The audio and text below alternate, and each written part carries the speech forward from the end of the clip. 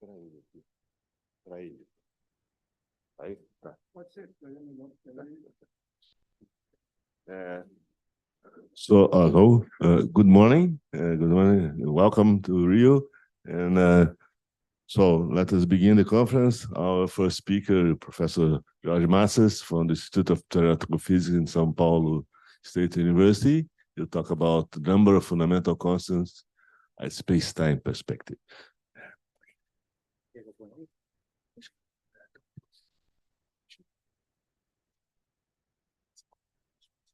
Sem dúvida. Eu vou precisar de menos. Mais de tá bom. Você avisa 5.150. 45. Tá bom.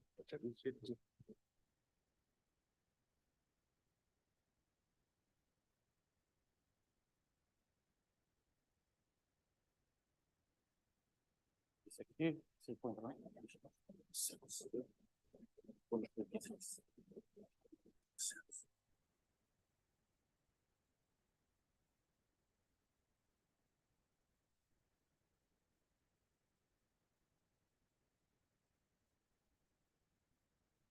Okay.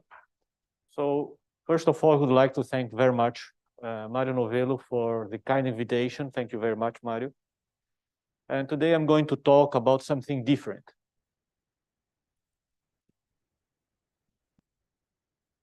About something different I am used to talk. So the number of fundamental constants from a space-time perspective. So what's the motivation for this work? The motivation was sparked by a paper written by Duff, Okun, and Veneziano in 2002, entitled The Trialogue on the Number of Fundamental Constants, where they discuss their disagreement about the issue of what's the number of fundamental constants. So if we read the abstract, oops, I'm sorry.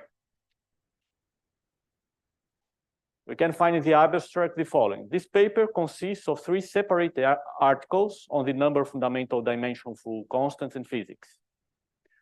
We started our debate in the summer of 1992 on the terrace of the famous CERN cafeteria.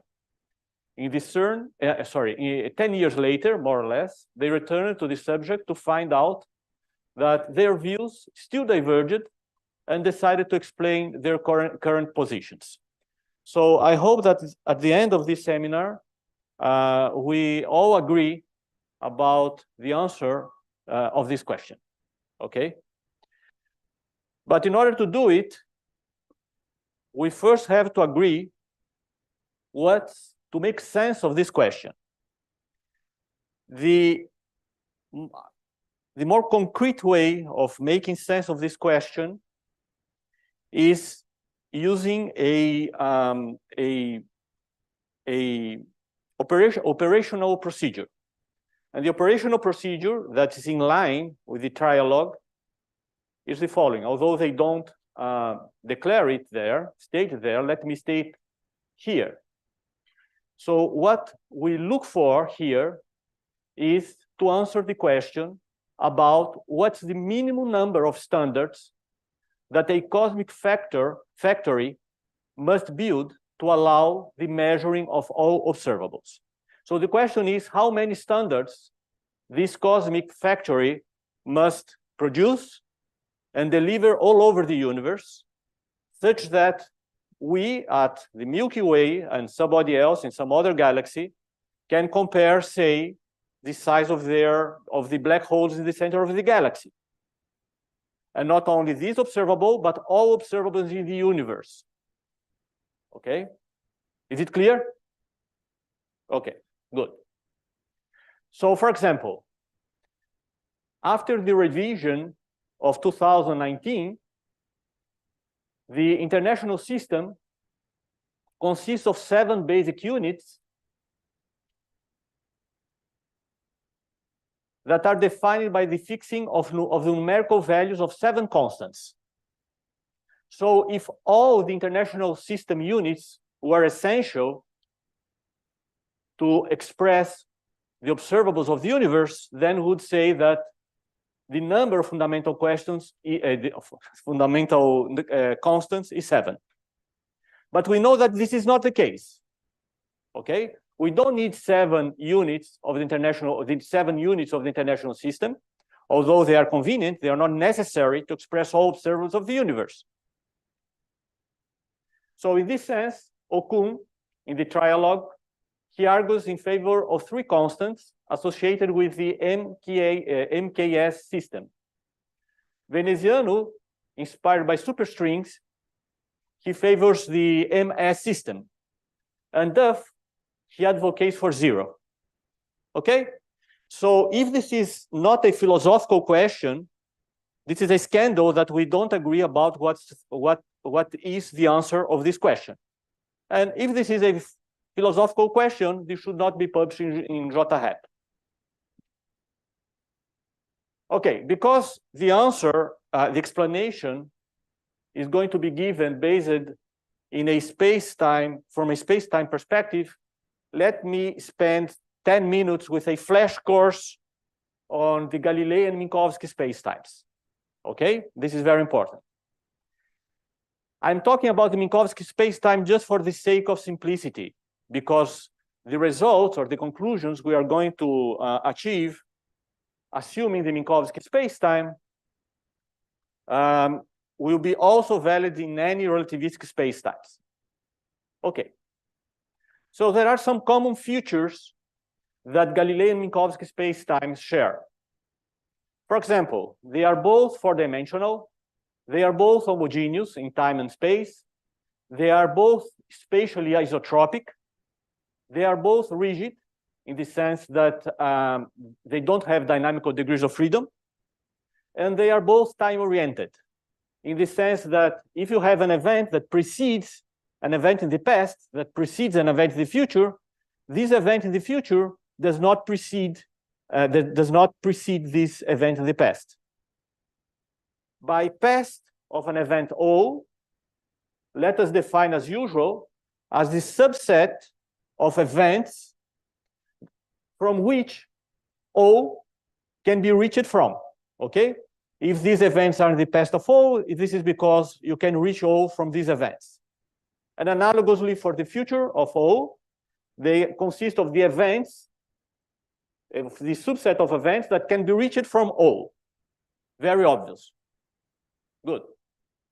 But there are some features that only Galilei and Minkowski spacetimes they have. For example, the properties that Galilei spacetime does not share with Minkowski spacetime begins here. If you have an event O1 simultaneous to an event O2, and by simultaneous I mean that these two events neither precedes nor succeeds each other, and if O2 is simultaneous to O3, this implies that O1 is simultaneous to O3. So this allows us to foliate the Galilei spacetime in equivalent classes of simultaneous events, where each event belongs to one and only one equivalence class of simultaneous events. But more than this, in order to these classes of simultaneity, according to in the Galilei spacetime, this is a feature of Galilei spacetime, they are organized in terms of three-dimensional Euclidean spaces. Now, in order to check whether or not you have Euclidean space, namely whether or not your metric is Euclidean metric, you need bona fide rulers, honest rulers, to test basically whether or not the Euclid's axioms are satisfied. Okay? Just for completeness, let me define what bona fide rulers are. They are identical one-dimensional straight segments as defined by Euclid's axioms, assigning the same real number to every given pair of simultaneous events they visit, regardless of their states of motion and past histories. So let me emphasize the following. If in order to warranty that you are in a, that these class of equivalences are Euclidean spaces, you need to have these bona fide rulers defined like this. Otherwise, you cannot even start saying that you are in Euclidean space. So this is not an option. The second important thing is that the time interval between any events belonging to two different equivalent classes will be the same as measured by any observers.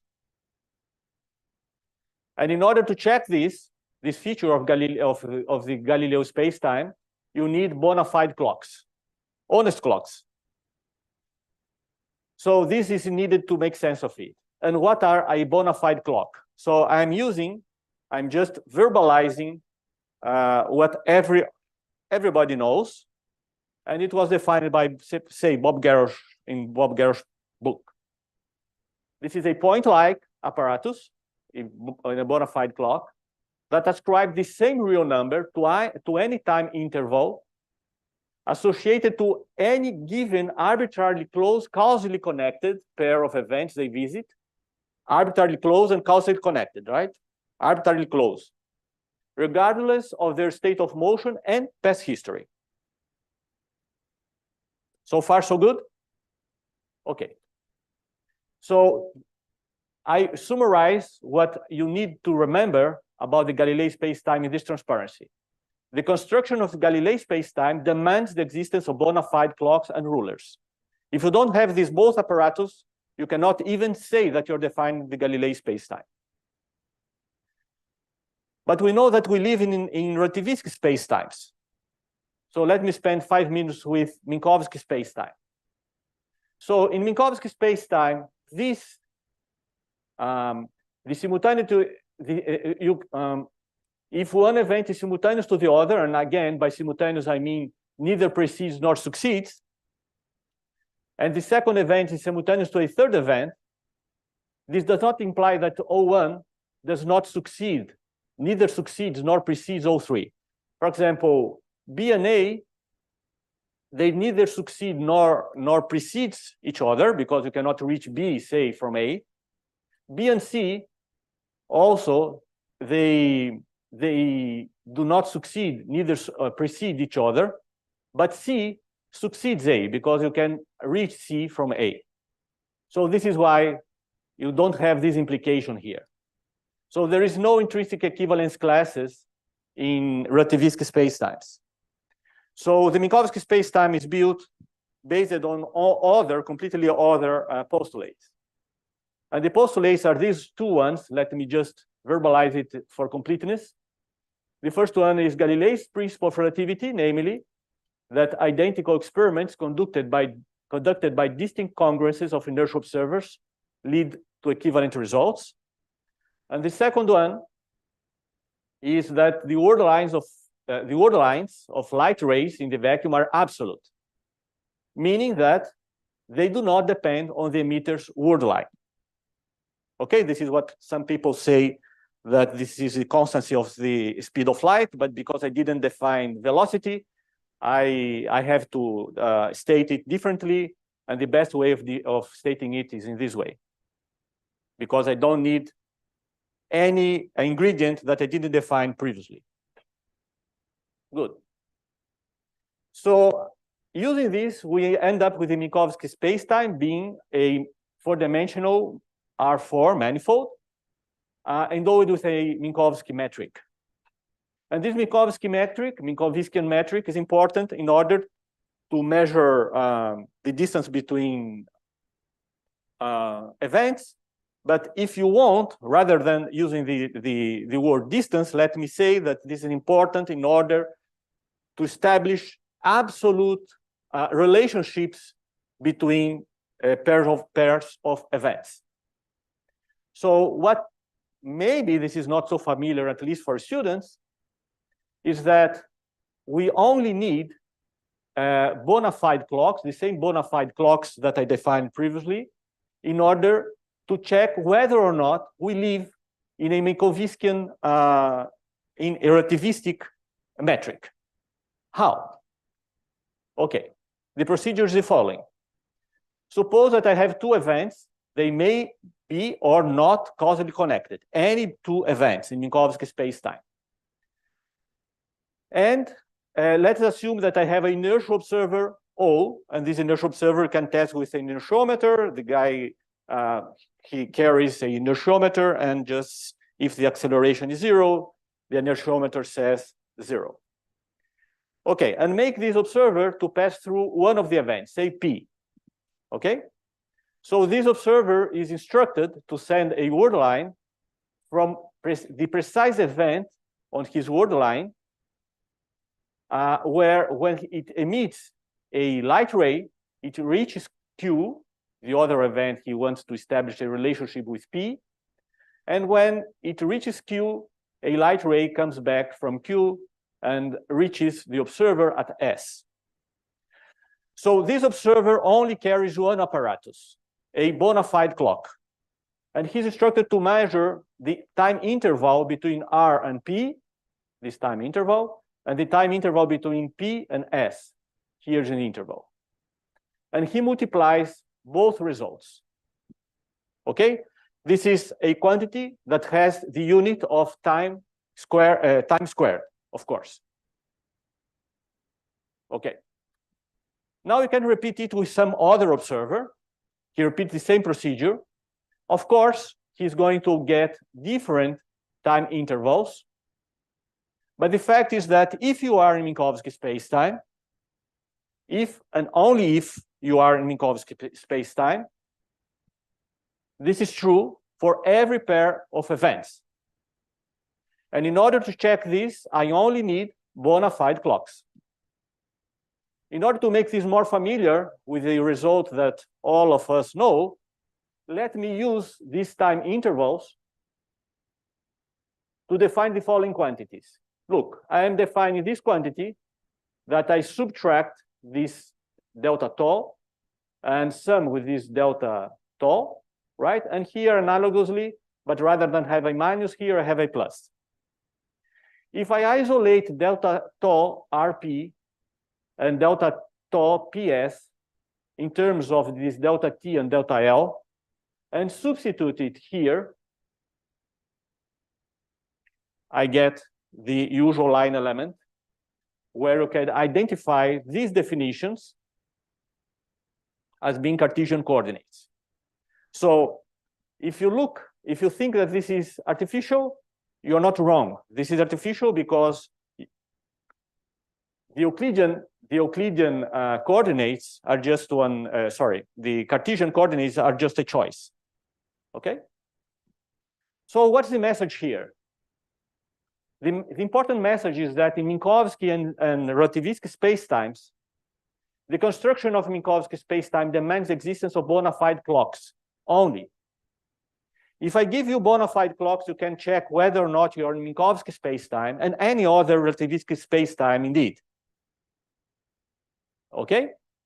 Very good. So these are the two messages I need you to remember. That in Galilei spacetime, we need two apparatuses, but in relativistic spacetimes, we only need one apparatus to test whether or not we are in Minkowski spacetime, right? In relativistic spacetimes. If you don't have this bona fide clock, you cannot even start defining a theory on your spacetime because you don't know in what spacetime you are. Okay, so here we are. In Galilei spacetimes, it demands bona fide rulers and clocks to be defined, and obviously, all spacetime observables can be cast in this way. In Minkowski spacetime, all spacetime observables can be cast in this way. Only you can express all spacetime observables only in terms of time units, because of what I explained before. But life is more complicated. We have observables of theories that we construct over these spacetimes. So in order to explain what happens or what changes when we consider not only spacetime observables, but all observables, let me make spend one slide recalling you about the International System. The International System was born in 1960, having the MKS system as the starting point. So obviously, we don't need the 7 units of the International System to express all observables. You only need 3, at most 3. At least this is the upper bound. Okay? And Duff, Okun, and Veneziano do not dispute this because Okun favors 3, Duff favors 2 based on superstrings, and Duff says no. Okay, so I'm not going to spend much time with this because Duff, Okun, and Veneziano do not disagree on that. But let me, for completeness, let me recall you about that. Okay, how we recover the MKS from the international system. Good. The mole is just a nickname for a real number, for a natural number. I'm using the definition, the revision that was made in 2019, very recent. The candela is a disguised power unit. This is a power of a certain green light source per solid angle. So we don't need to use candela. You can use watts per steroradian. This is a disguised power unit. What about the Kelvin? The Kelvin is also a disguised energy unit. Rather than saying 1.38 blah, blah, blah, 10 to minus 23 joules, you multiply this by a conversion factor and end up with a 1 Kelvin. There is no physical, observable, let me rephrase it. Alone, the Boltzmann constant alone by itself does not fix any physical scale. This is just a conversion factor. So in order to eliminate Kelvin from the international system, you just have to redefine your thermodynamical quantities appropriately using the Boltzmann constant. So rather than talking about temperature in MKS in units of Kelvin, you just multiply by KB, you have T prime, and so on and so forth for entropy and other thermodynamical quantities. And you rewrite precisely the same way your physical equations, recalling that in this way, using this procedure, the Boltzmann constant is 1. Okay? Questions? Good. The same happens for Ampere.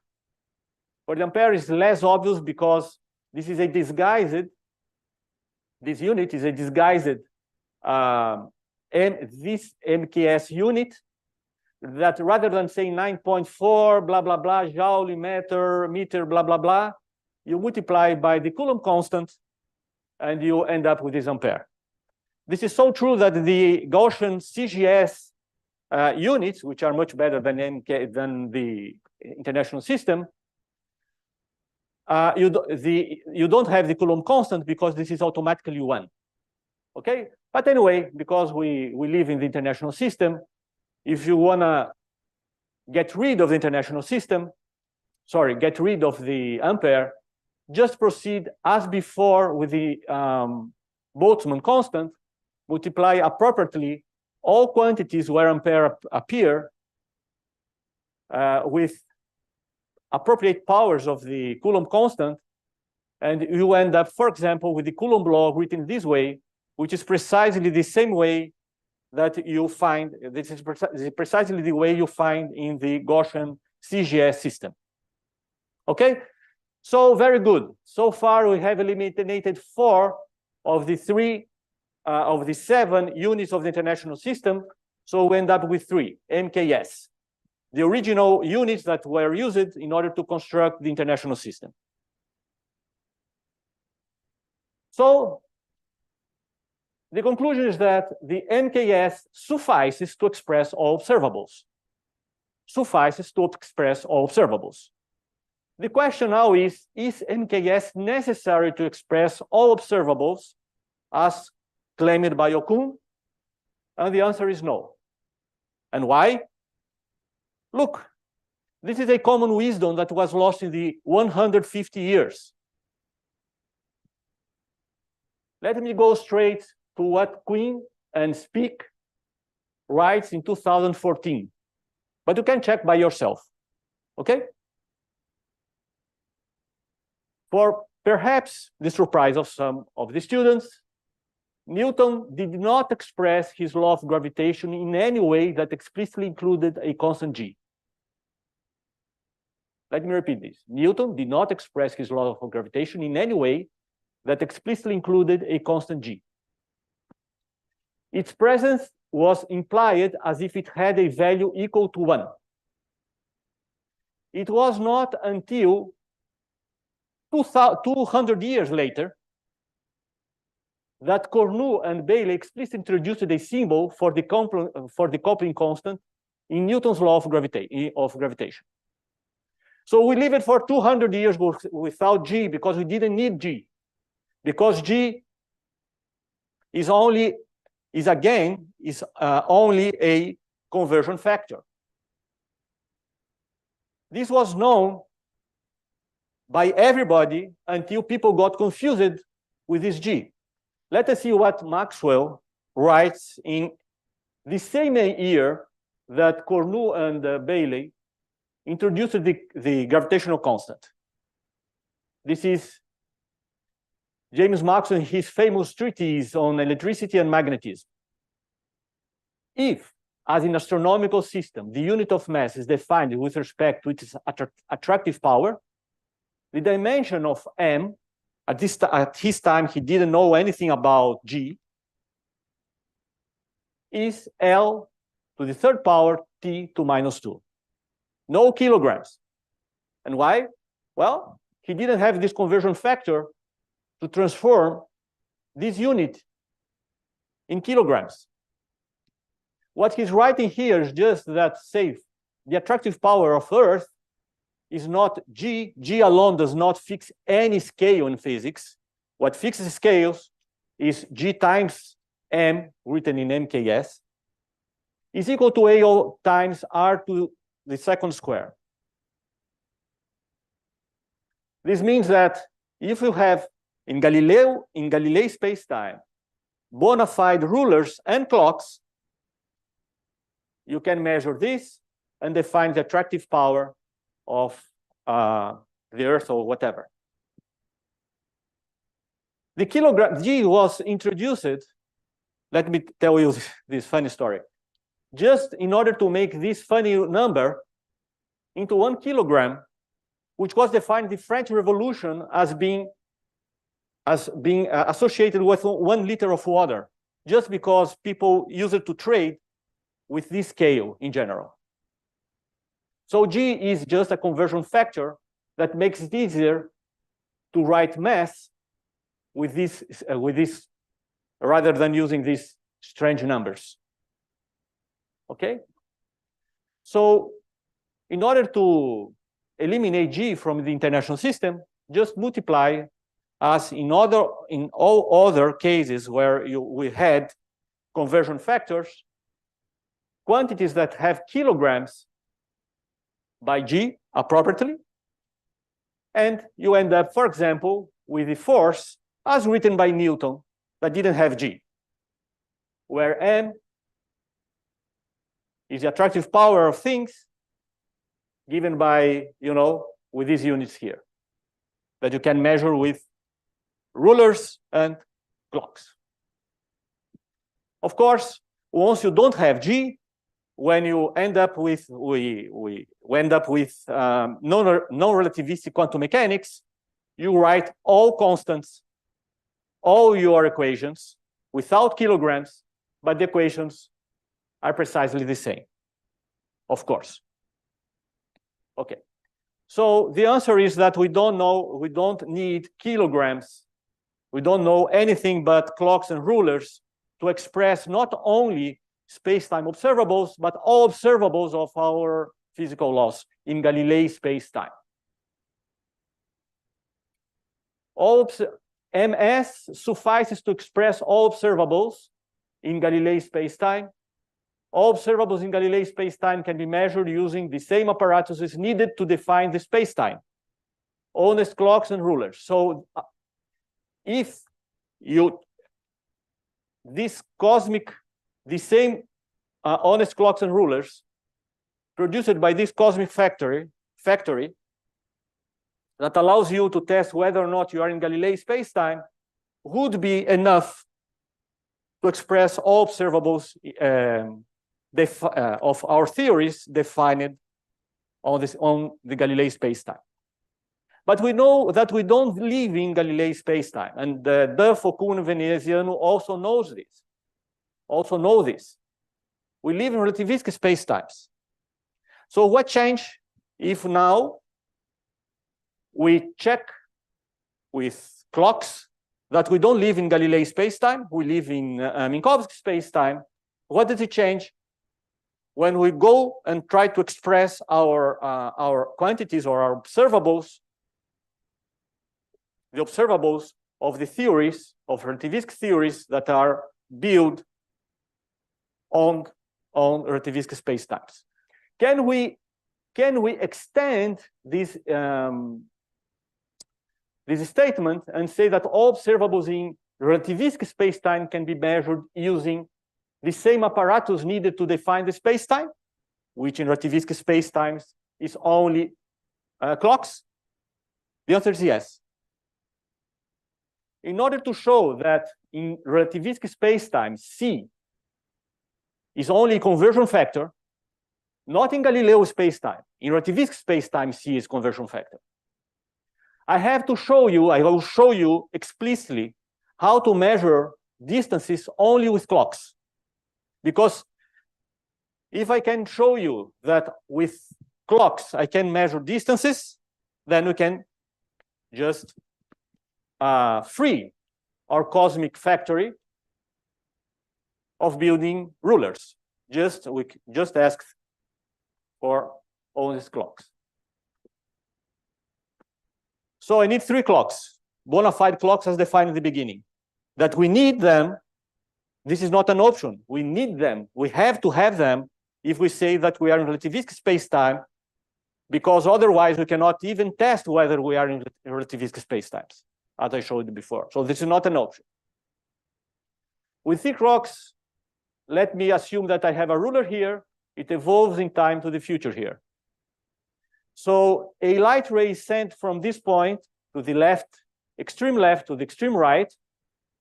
And then a light ray, sorry, I said a light ray? No, forget it. I don't need light rays. This is the point here. From the extreme left, I sent a bona fide clock from the extreme left to the extreme right. Send it with any clock or with any velocity. I didn't define velocity, so it cannot be important here. When it arrives here, kick it back and make it to measure its returning trip. And this is the proper time of the returning trip. Again, it can be any velocity, just kick it, okay, as you want. And the third clock only measures the round trip of clock 1 and clock 2. So they measure 3 proper times. 1 proper time, 2 proper time, and the third clock measures the third proper time. Put in this formula, no matter what's the velocity that clock 1 and clock 2 they take to go from the extreme left to extreme right and from the extreme right to extreme left, if you are in a relativistic spacetime, and of course, if you are in Minkowski spacetime, this ruler can be as large as you want. If you are in a relativistic spacetime arbitrary, just make this ruler small enough. This result is going to be all the same. This is going to be the same because we are in relativistic spacetime. So in order to, of course, under your discretion, you can multiply this by C, this conversion factor, and transform this quantity that has unit of time into something that has unit of meters if you want. But why to do that, right? Just measure distance, let us measure distance in seconds, or if you want to put light second, that's up to you, but this is a second. The unit here is seconds. So we just don't need rulers to measure distances in relativistic spacetimes. We only need clocks. Thus, clocks and time units suffice to express all observables in relativistic spacetimes. In other words, our cosmic fabric only has to produce bona fide clocks. All observables in relativistic spacetimes can be measured using the same bona fide clocks needed to define the spacetime. So the answer, this is why the answer for our original question, that's our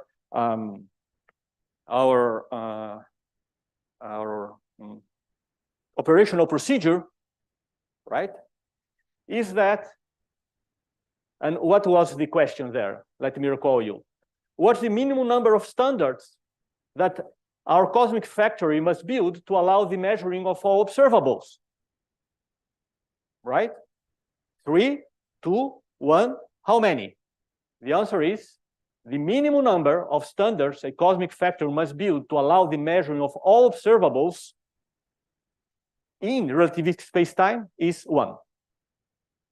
It's not 3, not 2, and not 0, because I don't understand what Duff says when he says that this is 0, in the sense that suppose you have 2 alien experimentalists in 2 different galaxies, and they live close by different black holes, okay? And they want to measure, they want to compare the size of these black holes. What do they need? They need some standard, right? They need some standard in order to measure this area.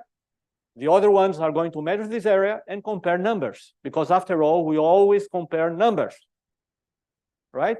And what we are saying here is that bona fide clocks are enough, not only for space-time observables, but for all observables. Following Duffel, Kuhlmann, and Veneziano's understanding of fundamental constant, instead of producing bona fide clocks, instead of producing these bona fide clocks and delivering all over the universe, that's a lot of work. The cosmic factor could do something different. It could fix the exact value of 1 second as the time that elapses during 9 billion and so cycles of the radiation produced by the transition between the 2 hyperfine ground levels of the cesium atom, and communicate it to the labs around the universe. You could just call and say, look, let's measure everything in terms of seconds. And 1 second corresponds to these cycles of the cesium. Take your cesium, count all these cycles, calibrate your bona fide clock that was defined in the beginning. And this is what we understand by cesium all over the universe. And let's compare observables. Just a final comment before I finish. Because we used to work in high energy physics, and in high energy physics we use Planck units. Let me say what is assumed as an extra in order to reach Planck units, because up to now I didn't assume anything but the fact that our theories are assumed to be constructed and defined on relativistic spacetimes. But in order to reach the Planck units, you need some extra thing that is not provided by the spacetime itself. Okay, so let's assume that we have used these rational units and express all these observables, all observables of nature, in terms of units of time units. S to some power, S to some power. H bar, for example, is this quantity S to S2. The fundamental charge has this value. Of course, E squared over H bar is 1 over 137, right? And so on and so forth. Now, if you test with your bona fide clocks and see that, say, the Planck constant is constant, if all observers in all over the universe, right, they test with the bona fide clocks, they need these bona fide clocks. By using these bona fide clocks, they verify that H bar is constant and has this value. No problem at all in redefining these observables in such a way that all observables get dimensionless. And this is what we do in high energy physics when we use final Planck units. But thus, this does not change the necessity of bona fide clocks to verify the constancy of H bar. This is why the answer to how many standards we must demand to our cosmic factory to produce and deliver all over the universe, or use the procedure I told you with the cesium, is just one. And so the summary is just this. The minimum number of standards a cosmic factory must build to allow the measuring of observables in relativistic spacetimes is 1.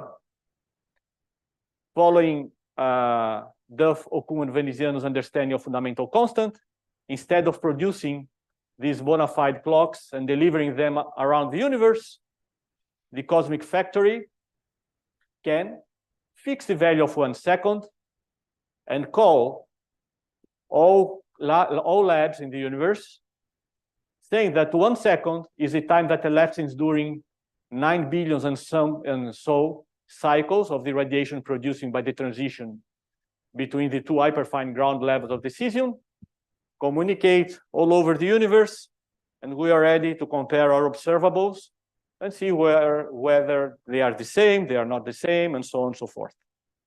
Okay? And I thank you very much for your presence in this holiday.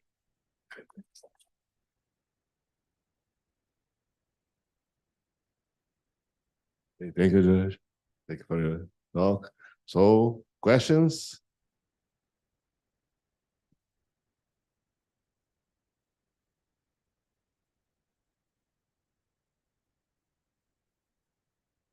Thank you, Nelson. Thank you, Professor Matsys, for the talk.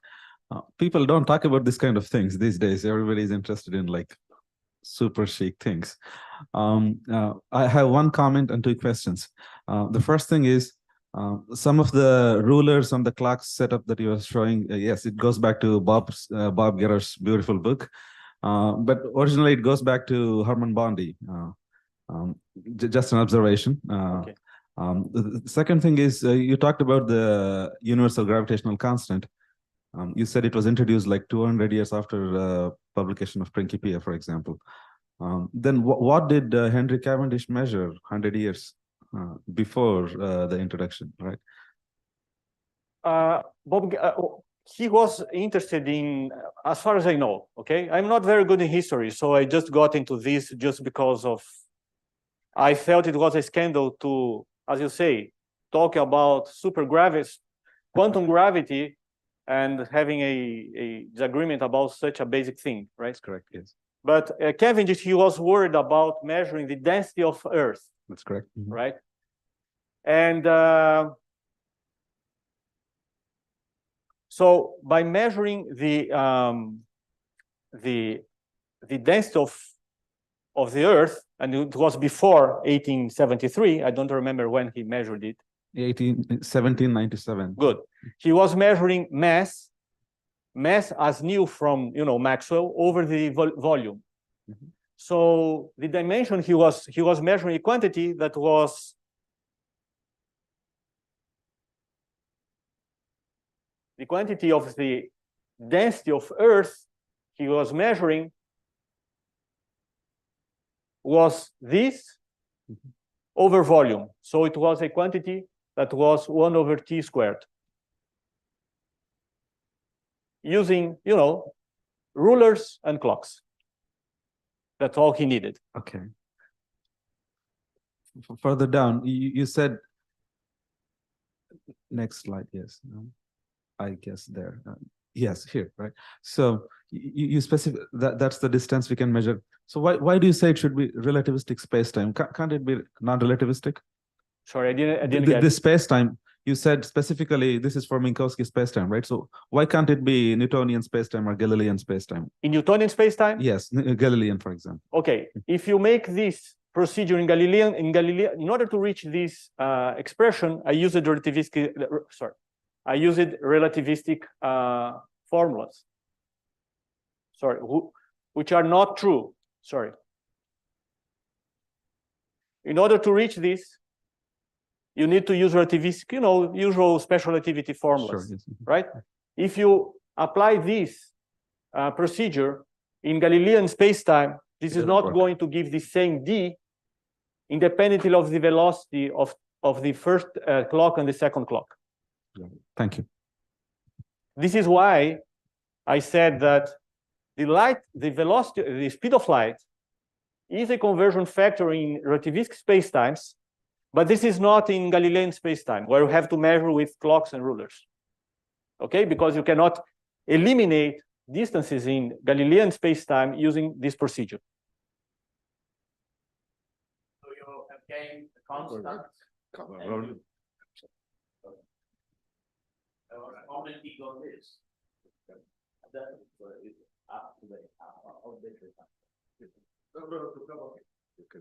Because it's good to have this. Yes. Relatively. The point is that you are giving away a unit, but because you have earned a constant, you have an invariant, which is C, which you don't have in Galilean space-time. So because you have C, you can get rid of length. So that's all. No, that's not all, in the sense that, well, I don't know whether or not that's all. I'm just saying that you only need the difference here is the following. You can say, well, C is a constant and H bar is also a constant. An invariant. C is an invariant and H bar is also an invariant. But there is an H bar is also an invariant. But there is a difference. Yeah, H bar is a constant as far as we measure. But there's a difference. As we understand physics these days, I'm not talking about, you know, a quantum space-time. What? H bar Is an invariant. Yeah, but they are different, I'm saying. I'm saying that they have different status. Why? In order to make quantum mechanics, you have to assume a space-time. You first have to assume a space-time. So when you assume a relativistic space-time, C does not have even to appear. C is nothing. C, you don't measure C. You don't have, in order to measure C in relativistic space-time, you have to define a ruler. But you don't need rulers in order to measure, in order to define the Minkowski space-time. You only need the Minkowski space-time clocks. And with clocks, you don't measure velocities. But if you know that C is an invariant, you first have ruler. I don't know whether C is an invariant or not. You just test this because I don't need to have C. You don't know, but No. you use it. No.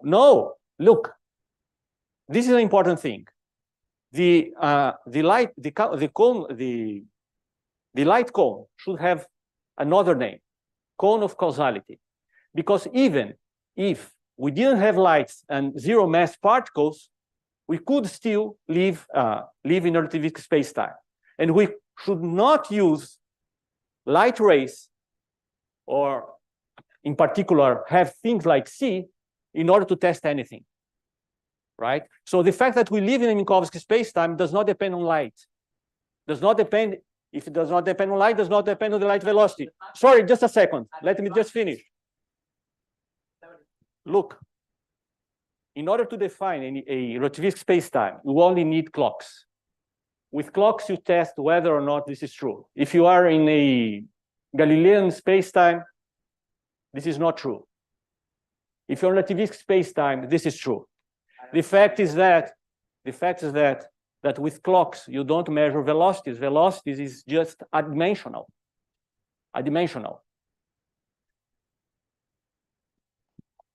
So first of all, thanks for the lecture. It was amazing. So I have a question about the nature of the space-time. So you choose to work on Minkowski, it has no scales, right? Minkowski? Yeah, it has no scales. It's infinite and you say that Minkowski space-time is infinite. Yeah. Okay. So if you change, if for some reason we are not in Minkowski space-time and it's just like an emergent figure of the primitive space-time or whatever, it's there. So it shouldn't there be other scales that need to have other, how can I say that? other measures that need to be done for those scales?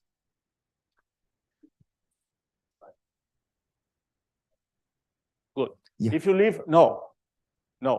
You only need clocks. Why? Okay, I understand. Let me.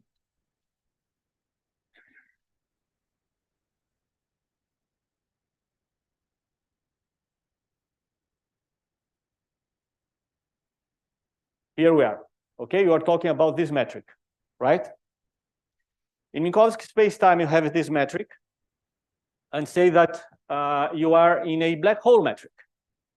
You need what the metric does. What does the metric? Why?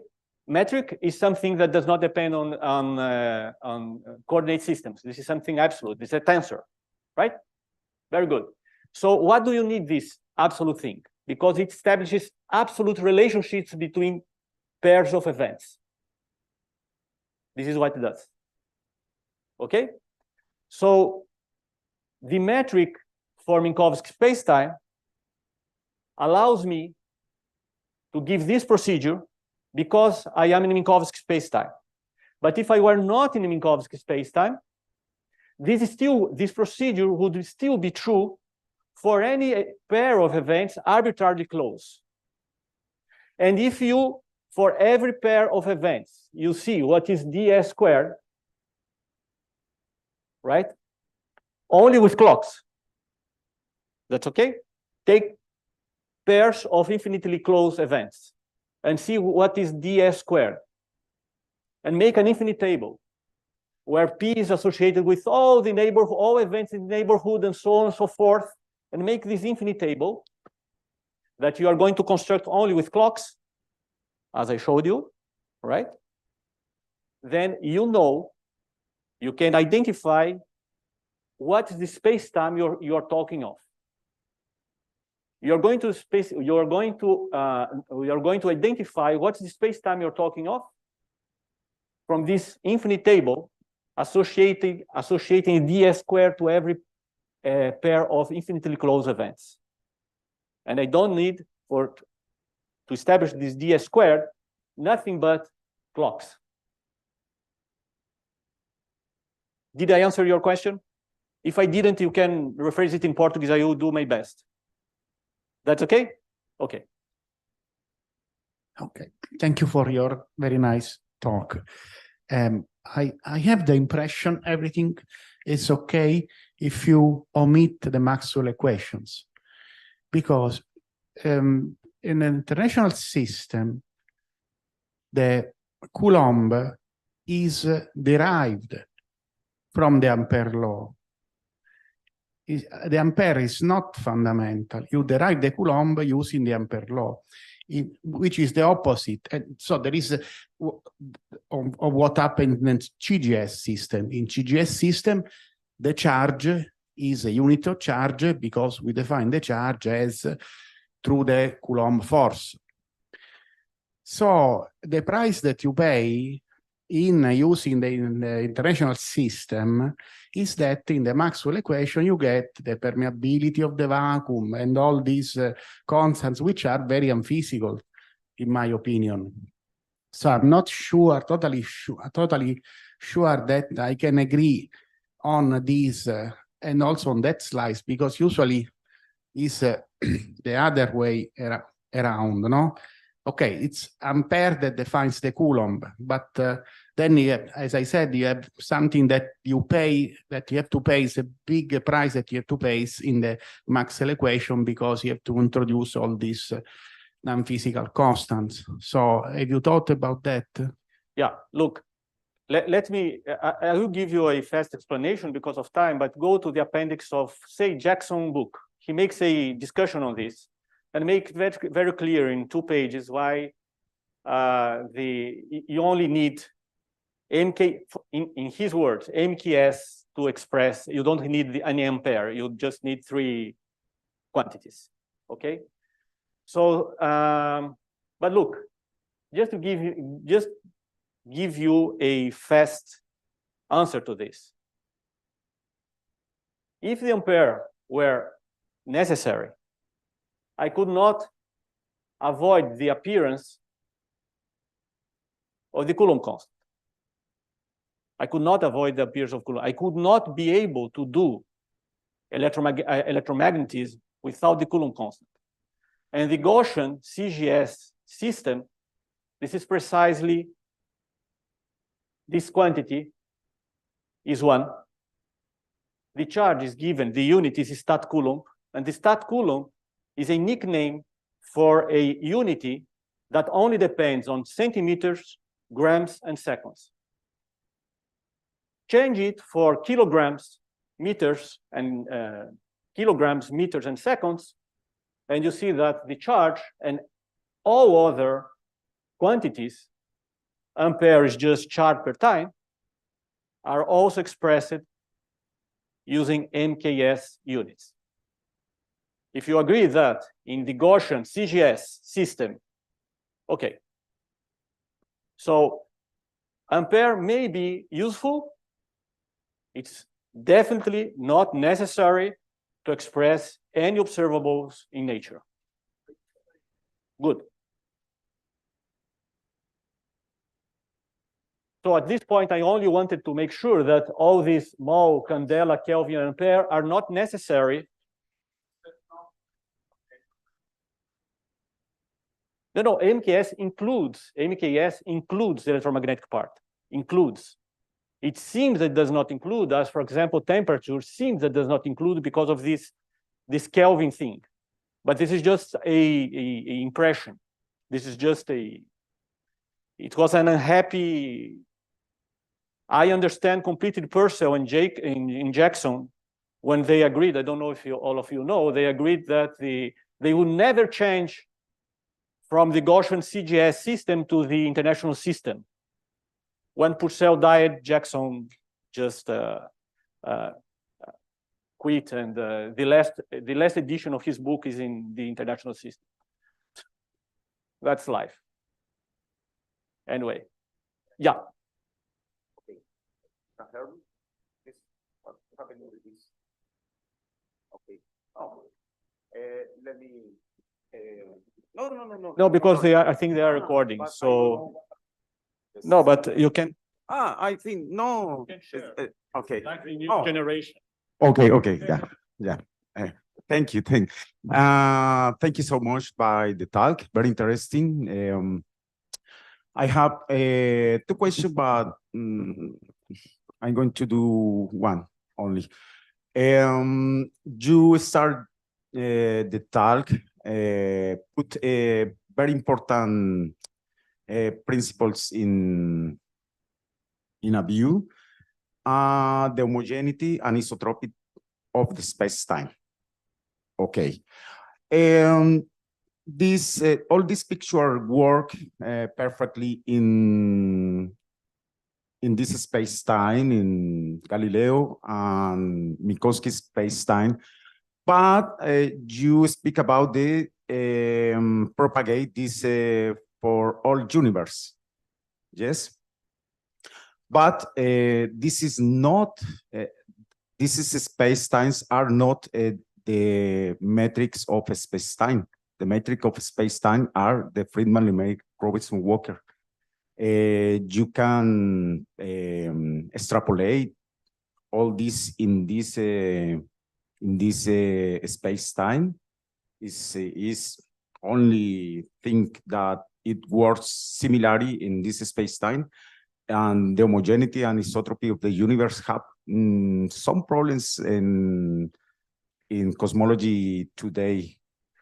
I see. Look, when I talk, thank you. Look, I am, for example, here assuming homogeneity, right?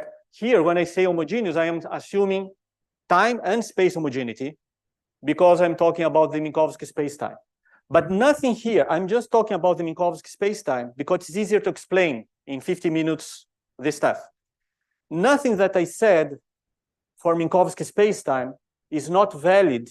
The conclusion that I reach for using Minkowski space-time is equally valid for any relativistic space-time.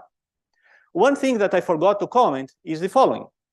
On the other hand, these conclusions are valid assuming relativistic spacetimes. But suppose that tomorrow or someday, people come out with some quantum space-time. And then if we have a quantum space-time, all this can change. Because observables built on this new space-time, right, will follow the rules of this new space-time, where hopefully matter and space-time is going to be evolved simultaneously, harmoniously. Okay, and then things can change. But the conclusion that our cosmic factory only need one apparatus, one bona fide clock, and deliver all over the universe in order to allow different labs around the universe to test whether or not, say, their observables agree, this is independent of Minkowski space-time. This is valid for every space-times. So the answer to Duff, Okunan, Veneziano question that I put upstairs is one unit is enough to express all observables in relativistic space-times. Okay? Okay, so I'm sure there is a lot. Oh, yeah. I'm sure there is a lot of more questions. Yeah. Be calm, be calm. I'm sure there's a lot of more questions, even mine. Oh, questions. oh, thank you. No, but Afterwards. I'm back because I can talk afterwards because I have questions also. So have the coffee break now. So let us thank again.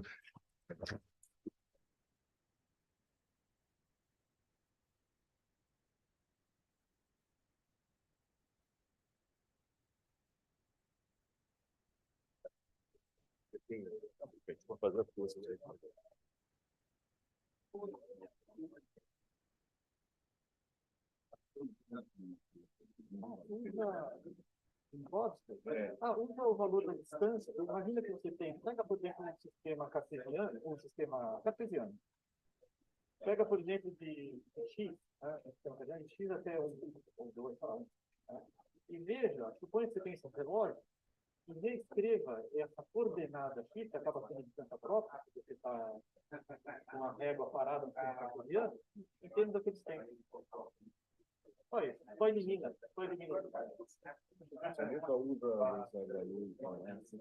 A luz acaba se cancelando. Ela acaba se cancelando. Naturalmente, se você usar a sua da luz, desculpa mais. Não. Se você usar a sua da luz, ela vai se cancelar naturalmente. Olha só, se você entrou para saber onde é que estava. Não é uma pergunta, não. Entrou para saber onde é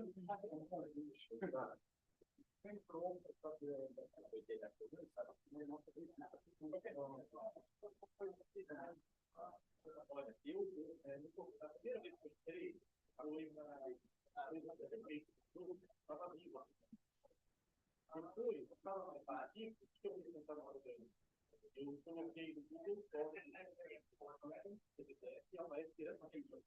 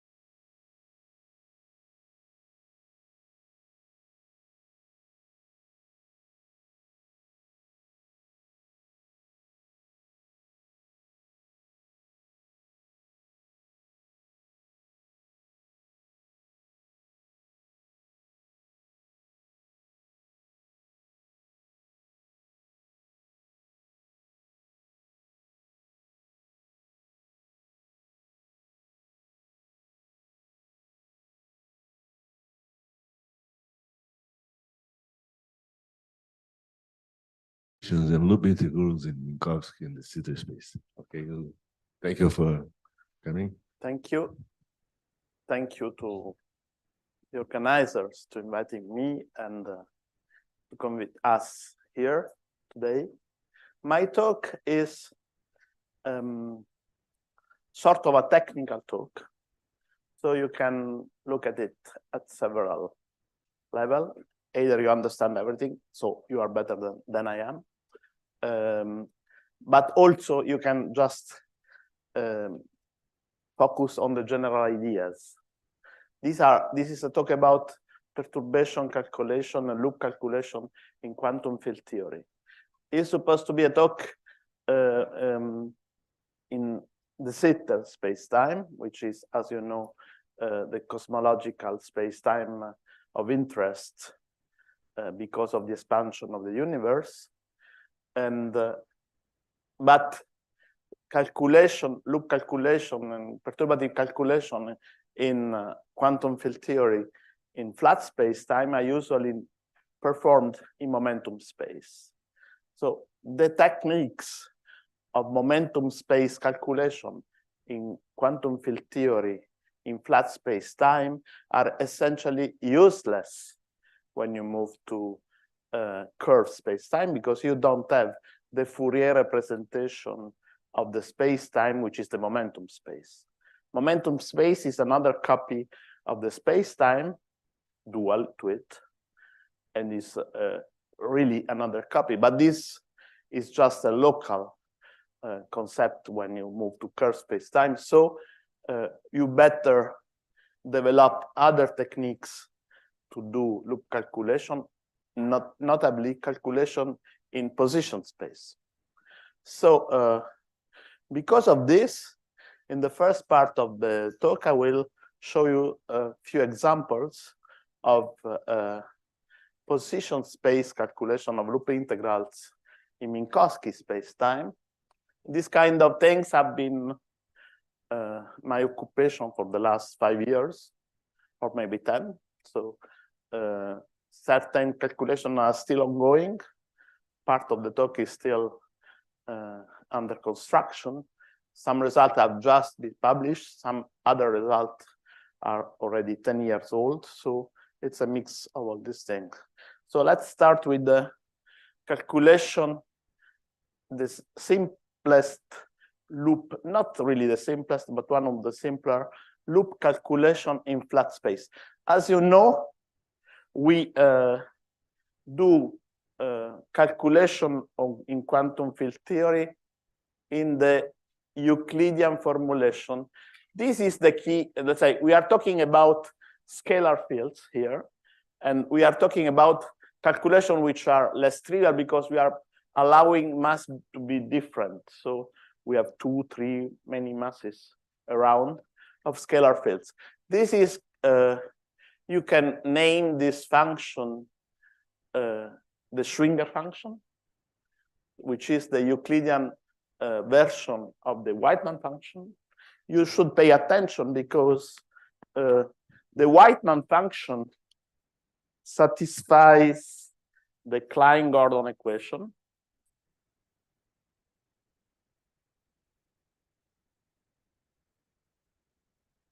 While the Schwinger function in Euclidean signature satisfies a green equation. There is one here, or delta, depending if you write it. Let us write it in position space. This is a green function. This is a Whiteman function. But the nice point is that when you took this function in Euclidean signature to, let's say, E d, because we are in d dimension, this coincides with the Schwinger function. So the Schwinger function is indeed the Euclidean restriction of the complexification of the Whiteman function, even though they satisfy different equations. One is the equation for the Klein-Gordon, and this is the green equation with the source. Okay, so that function is the solution to this equation in Euclidean signature, means that p squared, the denominator, is all plus sign, okay? So we are going to do this extremely simple calculation in momentum space. So you see, this diagram means that we are considering this diagram. Of course, we have to integrate over these 2 points. There will be 2 integration, but one produces just the volume. So we throw away the volume, and we have this product of two green functions. You see, in X space, this is extremely simple because this is just the product of 2. Schwinger function is the same as the Feynman function. Right? So it's the time-ordered green function of quantum field theory. In X space, this is simple, but when you put here the momentum space representation, you get a convolution. So we do this integration, we do the X integration, then we get a delta here, and we do one momentum integration, and we get this. So this is the first step. Then in this, so this is a 3-line calculation. Huh? It's elementary. We now use a partial fraction expansion of this denominator. So now we know how to integrate this. These are, you see, you get this prefactor because we are doing the partial fraction expansion of this. We get this. This is the angular integration. And so we are left just with a 1-dimensional integration, okay? And in this 1-dimensional integration, we do it. And we see that there is a divergence starting with d equal to 4. Otherwise, this integral is regular, okay? This loop, 1 loop integral, you can use this very elementary calculation to compute the 1 loop. So this is a vacuum to vacuum amplitude of a 5-4 theory, because there are 2 legs outside which are at 0 momentum, okay? So this is the ingredient, the only ingredient if you want to compute the 1 loop effective potential of the standard model. So it's not without signification, this calculation, but it's extremely elementary. But now we do the same calculation in X space. When we go to X space, we do this integral here. This is the Fourier representation of a Bessel function. This is a McDonald function. This is a special function which has an explicit representation as a series, you see. Here there is a series representation, a series function. This is the Bessel function I, and the Bessel function K is this combination of 2 i's, and the I is such a sort of confluent hypergeometric function, which is the most elementary hypergeometric function, because calculation in flat space are extremely simple indeed. When you move to curved space, that gets complicated. So these are the same ingredients that we have here, means this function. If I write it in X space, I better represent this as a series, which is this series, and K contains two function I, you see? And one thing you need to know about this representation is that K is always decreasing. So integral with K behaves better than integral with I. The advantage is that the integrals with I, we know how to do them. We do not know how to do it. We can do it by hand. So let's go back to our loop calculation. You see, it is immediately transformed into a 1-dimensional integral. So you immediately get a 1-dimensional integral because there is no angular integration. The angular integration is done, is trivial. So we need to consider this. But this is already a little bit complicated. We'd better use this representation here to split the integral into 2 integrals with functions I. So I pictorially represent this. So this split, you see, because you have this exponential here, this this integral converges splendidly. This converges only when M2 is bigger than M1, okay?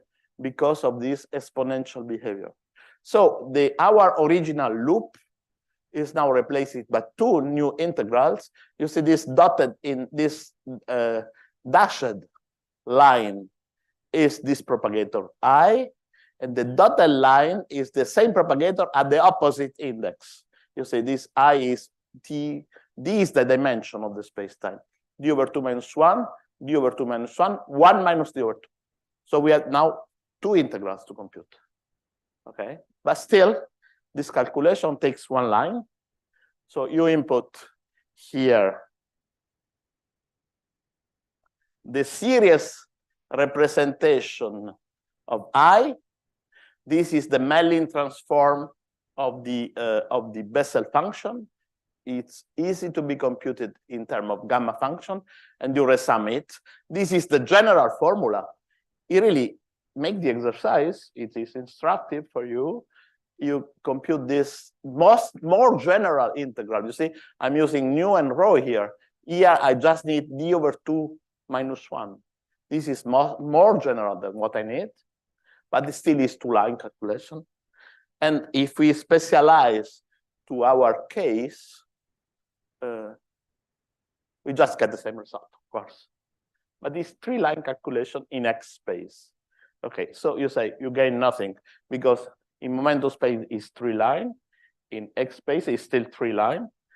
Still, you have to do nothing here. In the momentum space, you have to think about the partial fraction expansion. Okay, but situation becomes more interesting when we move to consider this integral. This is the sunset at 0 external momenta. So you see we have three masses here.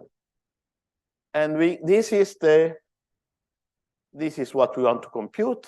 When we compute it in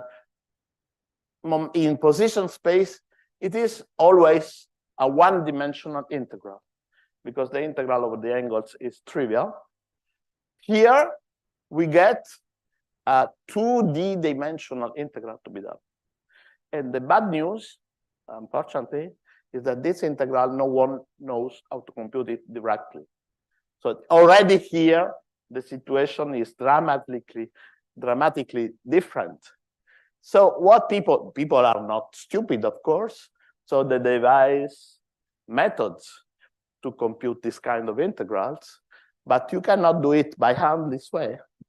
So the main method to compute integrals like this in quantum field theory is to write a different, you see, I call these variables U, V, and Z. These variables are the square root of the masses, okay? And you write, this is a function, which I call, it's a function of three variables, U, V, and Z. We correspond to three masses of this two-loopy integral. This is a non-trivial integral to be computed in quantum field theory. It is not the most difficult, of course. It's the most simple of the non-trivial integrals. What do? You write a differential equation or several differential equations for this integral. And one way to do it is to use the Stokes theorem. You take this denominator here. So you see that one good point of this, all Feynman integrals you are confronted to in quantum field theory, in standard quantum field theory, have this form. I mean, it's a polynomial over another polynomial. So that's why algebraic geometry plays an important role in quantum field theory. So you have to be able to perform such kind of integration. One method to perform such kind of integration is to resort to partial differential equation. So how do I get a partial differential equation for this function f? I multiply the numerator by k mu here, you see, by q mu here, and the derivative by dk mu and dq mu. So I can use Stokes theorem, and this integral is 0. When I do the integral, I can derive 3 partial differential equations. This is a nice exercise to be done if you want to learn how to do this kind of integrals. So if you do what I said, so perform this Stokes theorem and put equal to 0 and then make some partial integration, you get these two equations here, because you see here I had two conditions.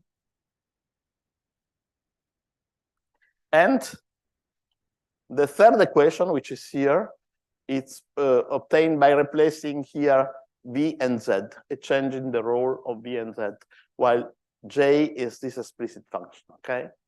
So then you can go on and solve this system of partial disorder. This has been done some 20 years ago by Ford and other people from University of Dublin. This is my own presentation of this. This is a paper which is in this month of October. But so you cannot do it directly, this integral in momentum space. You have to resort to this kind of technique, which is a fundamental technique in quantum field theory today. But we can do it in X space. So let's go back to my first idea I proposed to you, is to try to do this directly in X space. So we have this an integral with 3 Bessel functions, and I'm going to replace 2 of them by the sum of the I Bessel function, which are simplest to be dealt with. So this integral is now replaced by these 4 integrals. You see the dashed lines are this I when the index is the same than here, and the dotted line are in the Bessel function when the index here is the opposite of this. So you have four things to be computed. And the condition is here. The condition of the equality of this thing with the sum of these 3 things, these 4 things, is that one mass is bigger than the sum of the 2 others because of the asymptotic behavior of the Bessel functions. And this is identical to the asking that this Szymanczyk polynomial, you see, which is completely symmetric in the masses, is positive. So this non-triangularity of the masses, you cannot put the 3 masses on a triangle. If one is bigger than the sum of the 2 other, they are this way, okay? And this is equivalent to asking that the Szymanczyk polynomial is positive.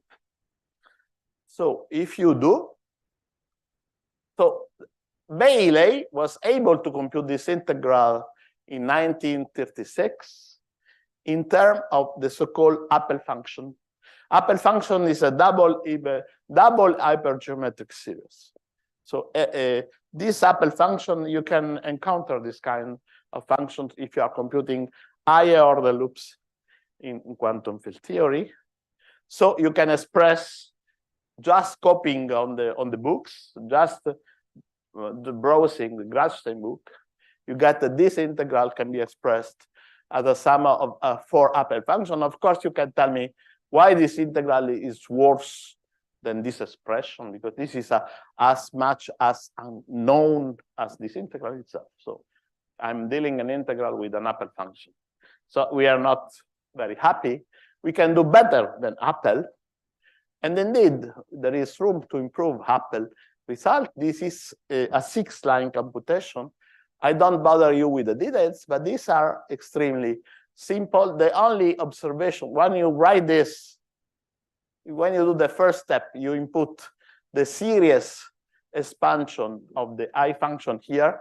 You can sum immediately one of the series and get an hypergeometric function. And then you observe that here you have d over 2, and here you have d over 2 plus n. So there is an identity in hypergeometric functions, which all of you know, of course. But if you don't, you will know tonight, because this is the most fundamental function a physicist has to know, the hypergeometric. Then there are more complicated functions, the elliptic functions. But this contains half of the functions you need to know in physics, the hypergeometric. There is an identity in which you replace these 2 indices with d over 2 and minus n, because the difference on this and this. And when you get a minus n, the you get a minus an integer here, this hypergeometric function is just a polynomial.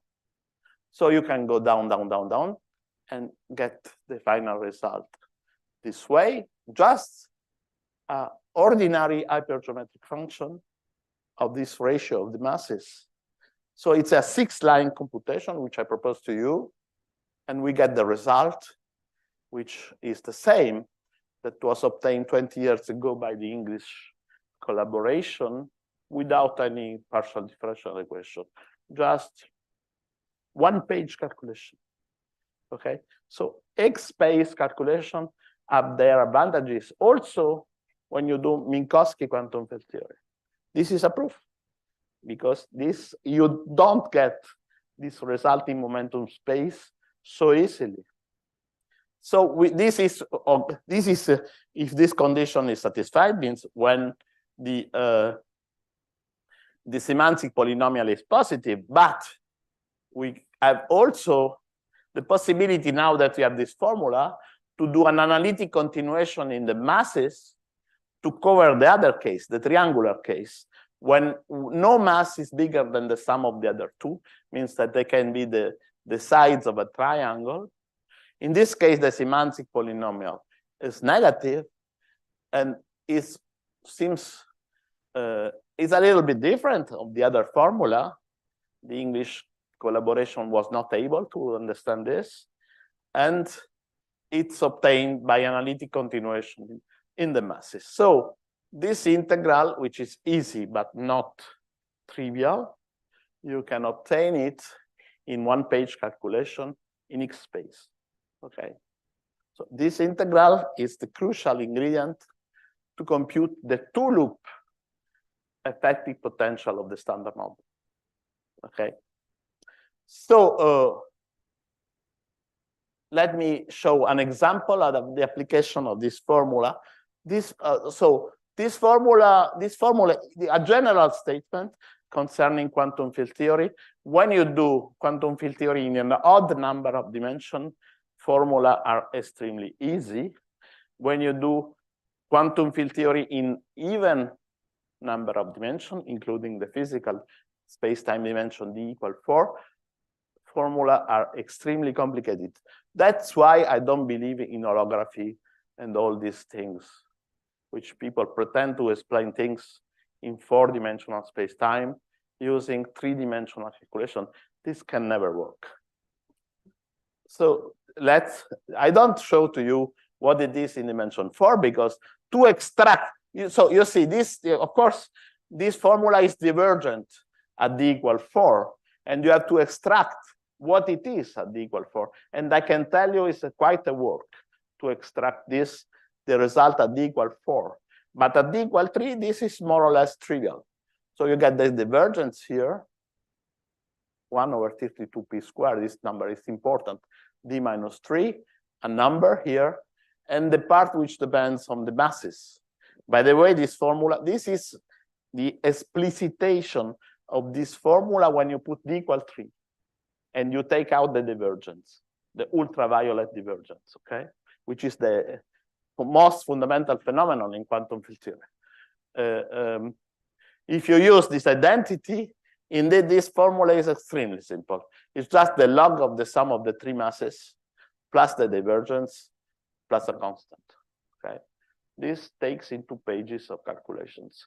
So in case you want to see the details, you can browse my paper, which is on the web in October. So you can do other things, of course. Let me, I have a remark about the PDEs. So if you do this, what I said to you, for instance, if you, when you go and study the paper of Ford and his collaborators, and you see that they are applying the Stokes theorem directly after having integrated over space, okay? But you can do this before. You can put a Km here, an operator here, and apply the Stokes theorem to this integral. This integral is 0 by the Stokes theorem, okay? So if you don't integrate over X, you have just to consider this. And if you do this calculation with the Stokes theorem and you remember the definition of what G is, you get this identity. And what is this identity? Indeed, if you have a usage of the Bateman book, the second volume, or Gradstein, or whatever, this is a very well-known recursive identity on the Bessel function. So there is no mystery in this differential equation. In this particular case, they just express a fundamental property of the Bessel function, a recursive identity on the Bessel function. Okay. Also, we can consider always in X space diagrams with external legs, for instance. But when we do this, now we are, even if we don't want, we are obliged to go somehow to momentum space because these external legs have observables which are parameterized by a momentum. Okay, so we have to consider the Fourier transform of momentum in momentum space of this bubble. Then we can do the calculation. It's always a two-line calculation. Normally, when it works, it's a two-line calculation. When it doesn't work, it doesn't work. So we can do it in the same way, but here, when we have external legs, we need momentum space, of course. That's why now another kind. What time do I? What for how long have I spoken already? Oh, how much? 15. Yeah. It left. Yeah, yeah. It's so short. What do you mean? You meant? I have 20 minutes. Okay. So let's do another kind of calculation which has nothing to do with loops. It's a tree calculation. It's the most elementary calculation. I have three masses here, but I have momenta. So it's a particle decaying in two other particles. Okay. So there is no loop here. It's a tree diagram. Okay. Forget about this. Always we are going to do this in X space. So here is the interaction. Is a multi-field. We have three fields, and we are going to consider just the trilinear interaction, the product of the three fields. If the three fields are equal, this is phi to the 3, phi to the cube. Okay. So this is we are considering the possibility that the particle 0 decays into the pair of particle 1 and 2. Okay. So we can develop an X space formulation of this problem. So I have three fields. The three fields are independent. These are the Weidmann function, those solving the equation like this. The masses are different. So the Hilbert space of the field of the free field theory, it's the tensor product of the three Fock spaces. And so we have this interaction, and we are going to take, as I said, the trilinear interaction to study this decay. And then we are going to, if the two states, the initial state and the final states are orthogonal, as you all know, in the first order of perturbation theory, I just have to consider this amplitude, the amplitude, sorry, the bracket between the initial and the final state and the interaction Lagrangian. Okay. So the Hilbert space H100 contains one particle and 0, 2, and 3 particle. So this is the 2-point function of the 0 particle. And two particle states containing particle of type 1 and particle of type 2 have this form. This is the Wick ordering operation of the fields, and this is the vacuum of the tensor product of the three spaces. So we have to consider the transition probability. So we take the square of the amplitude. This is the amplitude modulus square. This is the transition probability. And I have to divide by the norm of the initial state, okay? So, but since we are just interested in finite states which contains one particle of the second type and one particle of the third type, we have to project on this one particle subspace. So in the end, we apply Wick theorem to this matrix element, and we get this kind of expression. You see, here I have the 2-point function of the incoming particle. Here I have the product of the outgoing particle, and these are the wave functions and the coupling constant. This is the wave function of the initial state, and these are the coupling constant which depend on the space-time. So I can have also in this case a diagrammatical representation of this picture. This is the amplitude. This is not the Feynman diagram. This is the square of the Feynman diagram. So these lines are not green functions, but at this level, it would make no difference. I could use green functions, but in this case, they are Weidmann functions, okay? So this is the amplitude. And then we take the infinite volume limit, which is the delicate step. The coupling constant is here at the vertices. These are the wave packets. And you have to take the infrared limit by taking the adiabatic limit in the infinite volume. So we are going to study this matrix element. And you see that here there appears the product of the 2-point function WM1, WM2 at the same points. You see, these are space-time points always. So this is X, a space-time point, U, a space-time point, V, a space-time point, Y, a space-time point, and we are integrating over X and Y. And U and V, all these points are integrated, okay? You see, these are 4-dimensional integral. Okay, so the crucial step here is to be able to replace this product of distribution with this integral. Means knowing this function, these weight functions, you see, the integral A square is a mass. So we are expanding, we are linearizing this square as a superposition of linear terms, you see. This is called a Cullen-Lehmann expansion in quantum field theory. So once we do this, you have here product, a convolution. You see the square has disappeared. You have a convolution of three Weidmann functions at different masses. U and V are convolution product, and you integrate over external points with wave functions.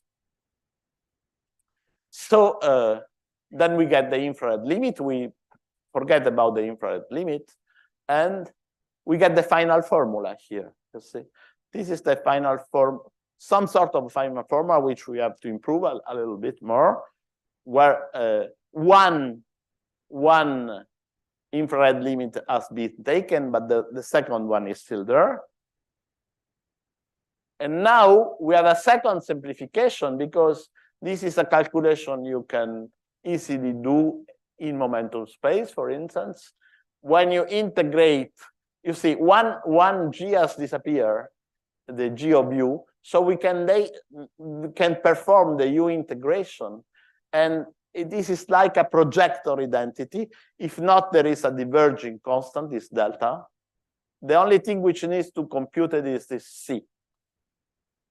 You see, this integral is some sort of projector.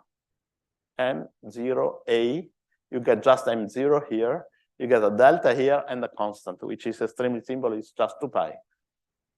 Okay. So here is one final answer in which we get two parts of the answer. We have a kinematical part here, which includes this constant and the weight, the Callahan-Lehmann weight. And this part depends on the wave packets, you see. This part depends on the way you prepared your experiments. Okay, so for instance, you know that the lifetime of a particle depends on the speed. The dependence, so pions coming from the atmosphere can reach us on the Earth because they are moving at a certain speed, and the speed is is contained here.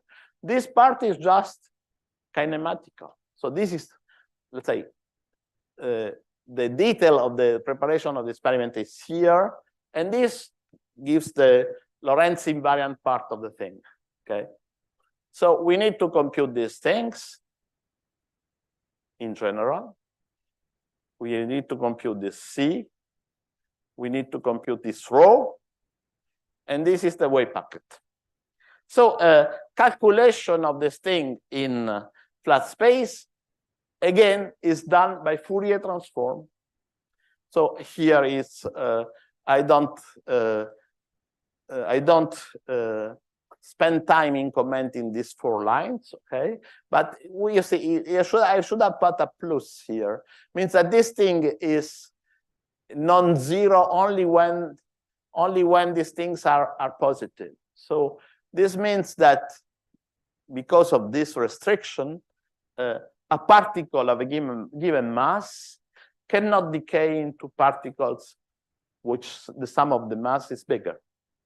This is true in Minkowski space. It's a mass subprotection of the mass. If you have a mass of 1 kilo, you cannot get 2 particles of 2 masses 2 kilos. Okay, this is protected by kinematics because this weight is 0 in that case.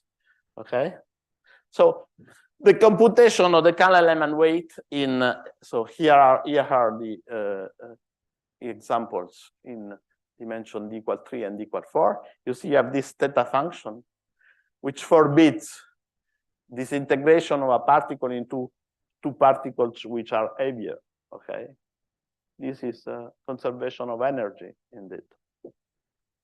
Now we are going to do the same calculation in the sitter. The sitter is this manifold, which is supposed to be the shape of the universe today, because it's expanding with a certain acceleration. It's a maximally symmetric manifold. What is momentum in the sitter? So we know that one day or another, if we want to make diagrams with external legs, we need the analog of the exponentials. So one way to understand what momentum is in the sitter is to study the geodesics. You can parameter. So this is the sitter universe. This is the asymptotic light cone, and you see that this is a time-like geodesic. A time-like geodesic is obtained by intersecting this plane with the sitter manifold, and this plane, this is a time-like geodesics. A time-like plane intersects the asymptotic cone along 2 light rays. Okay, and you can parameterize a geodesic using these 2 light rays. But if you think that you parameterize a geodesic in Minkowski space by momentum, you can conceive the idea that these light rays are the analog of momentum directions in the sitter space. Okay, so this is a geometrical justification but you can think also as you see that this is labeling the asymptotic direction of this geodesic. This geodesic is not a straight line, so you cannot have a global definition like here, but you can conceive the asymptotic direction of it. 2 light lights. I mean, what means going? What is the direction of time on a side is the opposite of the direction of time on the other side. You see, is if you go along this geodesic, you reach up infinity, and then you get down on the other direction. That's why you have a temperature in the system. Okay, time is not a global defined thing. So energy is not a global defined thing. So we can construct the analog of these exponentials, which we use in quantum field theory to label wave functions in this way by taking the scalar product of one light-like vector with a vector pointing on the de Sitter manifold and taking a complex exponent. And this would be the analogous of this thing. You take out the mass here and you label your wave function by the momentum direction. Okay, the analogy of this is not this, but this. Lambda is playing the role of the mass, and this can be understood easily because if you consider now the Klein-Gordon operation on the de Sitter manifold and you apply to such a plane wave, indeed this is a plane wave because phases is constant on a plane, you see that this solves this equation where m squared is lambda lambda bar, and there is this symmetry which is an involution, lambda which goes into minus lambda minus d minus 1, where d is the dimension of the universe. Okay, so if you have a wave with lambda, the exponent lambda here, the wave with the exponent minus lambda minus d plus 1 is also a solution. You have two solutions. This involution is the complex conjugation in the case of the principal series. Means when you can write lambda in this way, minus d minus 1 over 2 plus e nu minus lambda minus d minus 1 is just the complex conjugate of it. So this is called the principal series representation of the Lorentz group. Indeed, this name is borrowed by group theory. I borrowed this name from group theory. This is in case when lambda is now still bigger than 0, the mass square, but in between 0 and this maximal value, here you have a real exponent. These waves are non-oscillatory. So these waves are different. These waves are radically different from what you think about to be a wave in flat space. Indeed, this part of the spectrum of the theory has no flat limit. So if you are going to study this kind of quantum field theories in de Sitter space, having ideas from flat space, you are for sure wrong. You will be wrong at a certain point because first they have no flat limit. This thing they disappear in the flat limit. So to go to this is not related by complex conjugation, but just by involution. You see, lambda bar, you change the sign, and is a different exponent.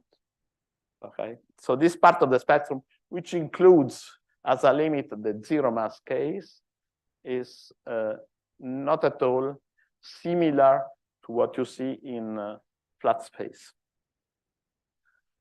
And then there are also possibility of considering tachyons here, which are non-pathological as in flat space, but I skipped this thing. The only thing I want to mention now is that indeed these waves are singular because you are taking a complex exponent of something which can become negative. So you can tell me how to glue the wave on this part of the universe and the opposite part of the universe. And you can do it because you can complexify the de Sitter manifold and get a complex manifold. And on this complex manifold, you have the analog of the past and future tubes of quantum field theory, flat space. Indeed, this is a crucial structure if you are interested in quantum field theoretical calculation, because it's only in this context that you have the rotation to the Euclidean sphere, which is here a sphere. The Euclidean manifold of the de Sitter space is a sphere, so it's compact.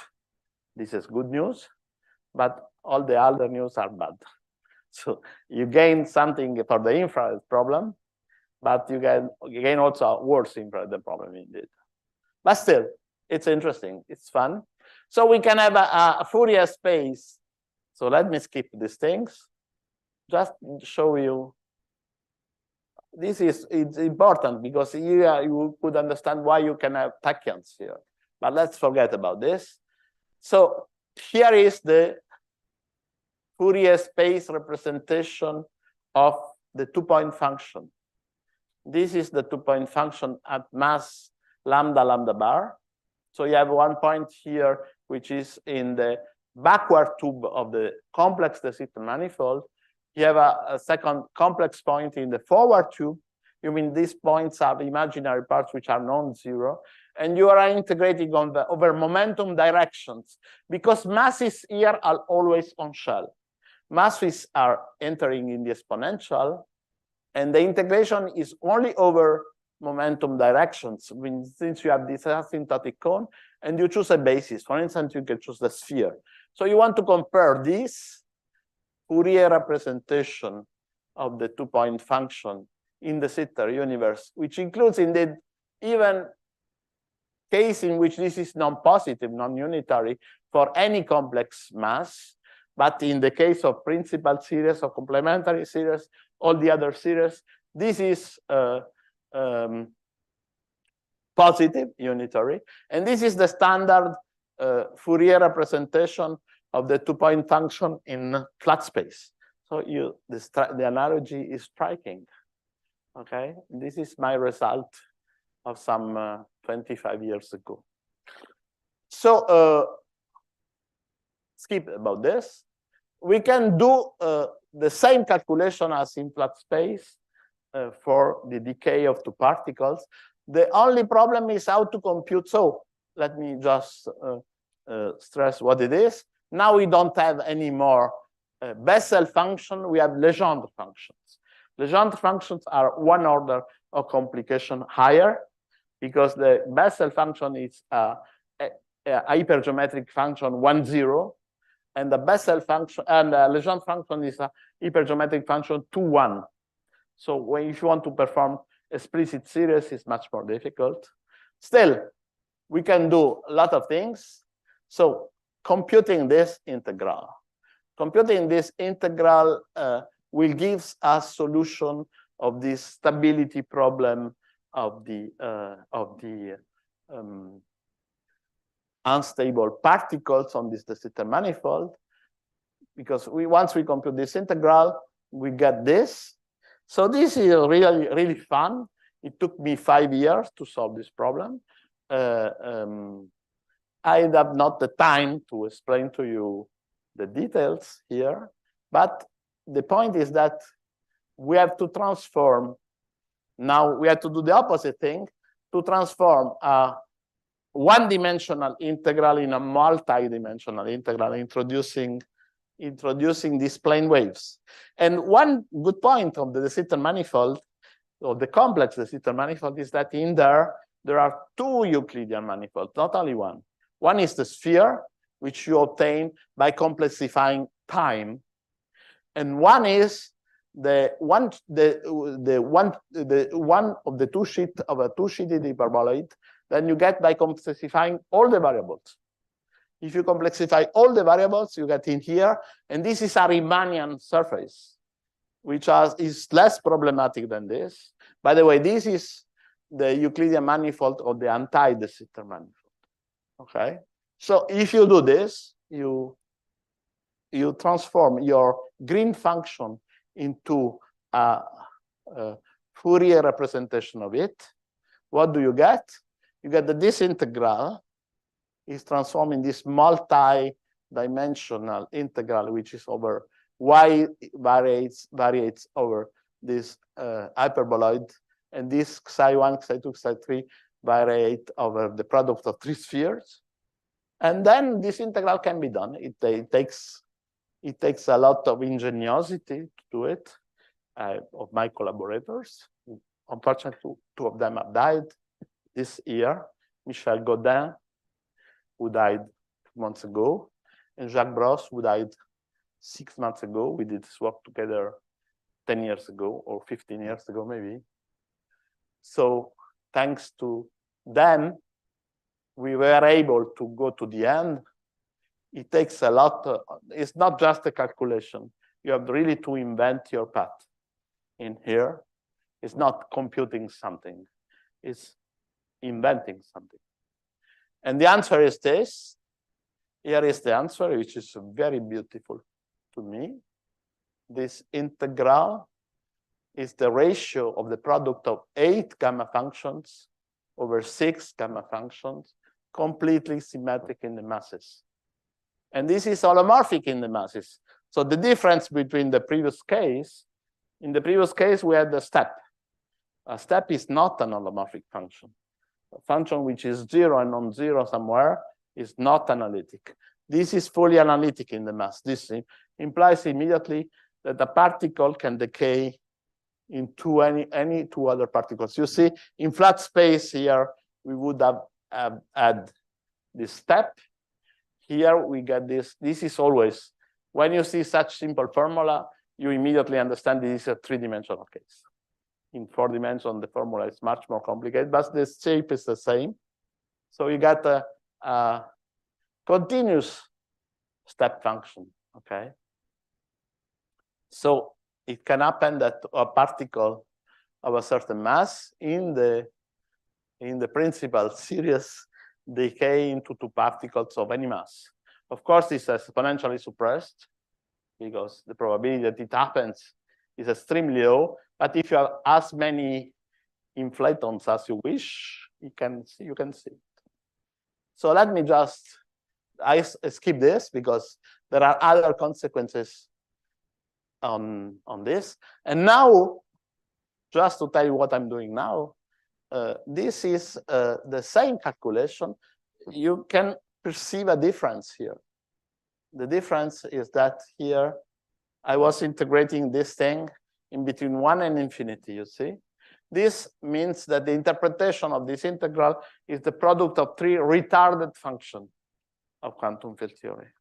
But if I want to integrate 3 Feynman functions, now the integral is over the Euclidean sphere in between 1 and -1. Now this integral is a representation of the 2-loop bubble in the Sitter space. So this is really even 1 order of magnitude more difficult than the calculation with 3 retarded functions.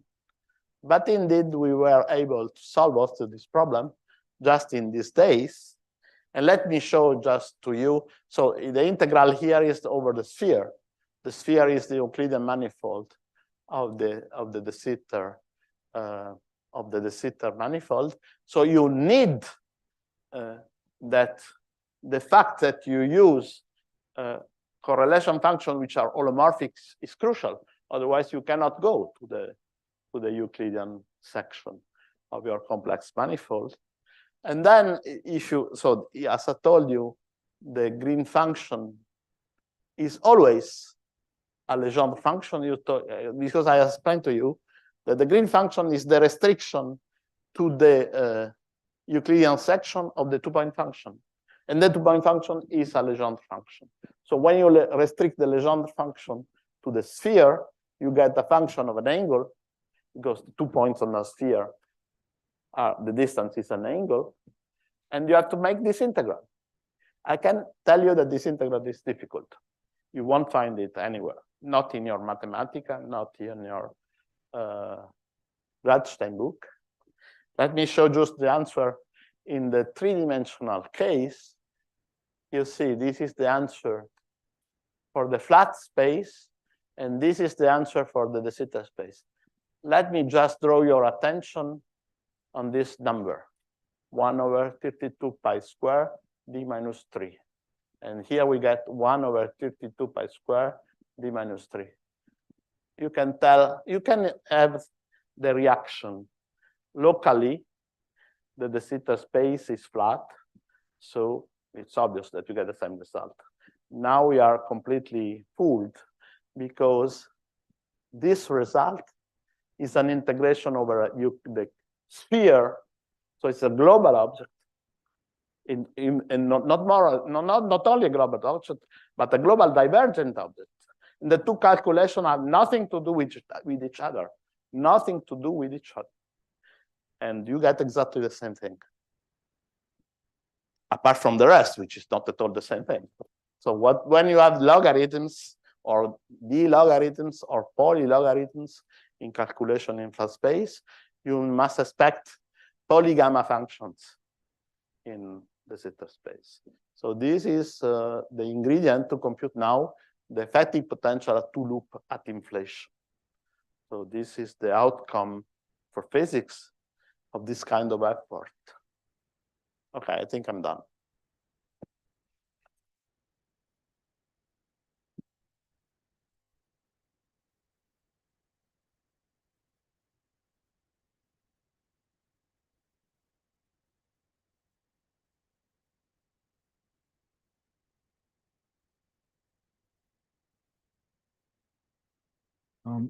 Thank you for the talk. What is the R in that M square expression? The mass is anything greater than that cannot be stable. Few slides ago, you had the expression for the mass. You said any massive particle will not be stable. You have restrictions on the mass, right? So where what restriction? Here or in previous calculation? Few slides before. Here. There you go. This restriction is just because we are considering in four space-time dimension the principal series. R is the radius of the system. Otherwise, we don't have this restriction. I mean, you should put here d minus 1 over 2 square. Please repeat. What's the R radius of what? This is just this mass. Let me show what it is. R is the radius of the de Sitter universe. Sure, that it makes sense. Okay. This is a question of the, so let me write here. The equation of the de Sitter universe is x0 square minus x spatial square minus r square. R square is related to lambda. R square is not the curvature, it's the inverse curvature. Sure, yeah. It's the radius of the sphere. R is the radius of the sphere, or the radius of the de Sitter universe. And d minus 1 over 2 r square is the mass, the minimal mass of the principal series. Mm-hmm. And why not consider anti-de Sitter? You did Minkowski. I did it. I don't have the time to tell you now. But if you have an hour more, or 2 hours, or 2 weeks, I can tell you. Many slides ago, you had one little c. I think that was a typo or something. I don't understand. Which? But many slides ago, maybe we can skip that. I think. P. No, there was an extra c, small c. It's not one of the c's you put as 2 pi, but it's some other one. Where? Much before the tree level diagram in the Minkowski. It's probably a typo. So. I don't know, maybe.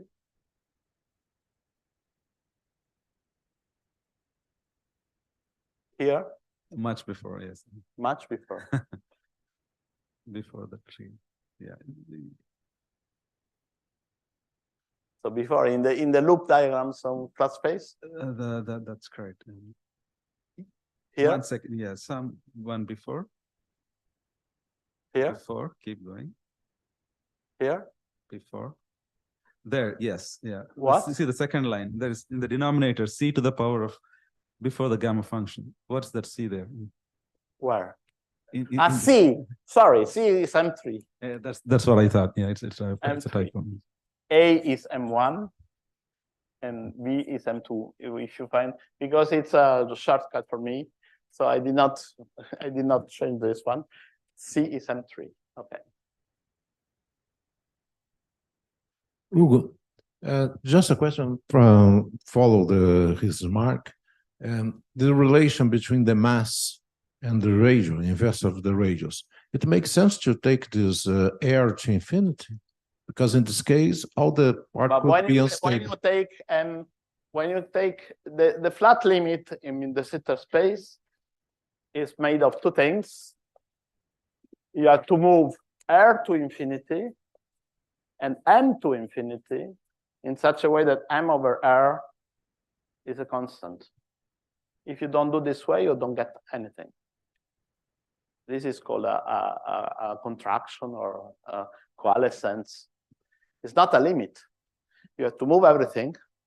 That's why getting the same number, it's not trivial at all. In a calculation which there is no limit, made on a sphere with different functions. One more question. Here.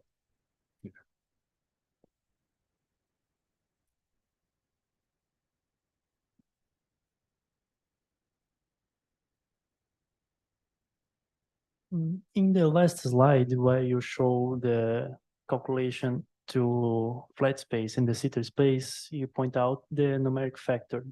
There's the same 1/32 pi Yes. square, d minus 3. It's true in any dimension. Yes, This is a sample. but in 3 dimensions, It's is 1/50 pi square. Yes, but that's divergent too, right? The divergence is the same, d minus 3. Yes, and it's an interesting thing or not that in flat space and de Sitter space in 3 dimensions you do have This is once more. This is just an example. The Yes. divergent terms have the same coefficients yes in where yes where so you the have, counter terms will be the same. not precisely because all the rest is different. But the divergent, the coefficient of the divergent term, I mean, here d equal 2 is d equal 3 is the simplest case. Yes, In d equal 4, you have a double pole. yes, So you have 2 divergent terms. yes, You have to compute those things.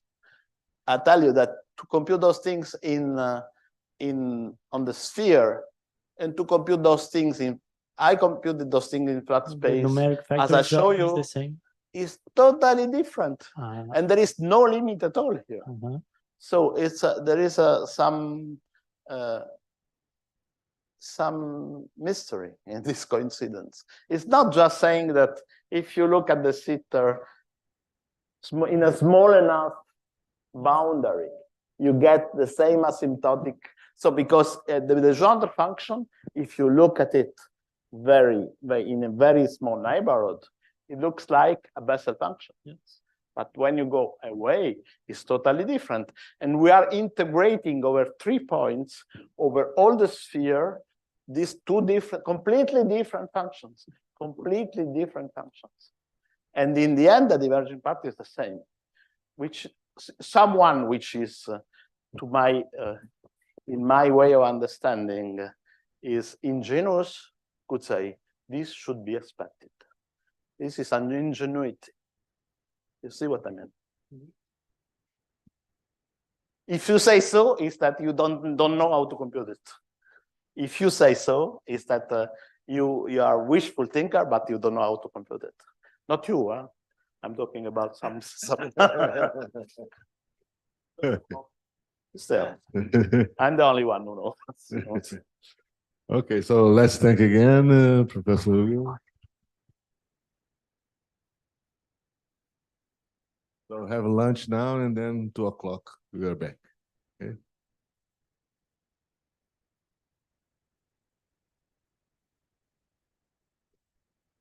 Okay.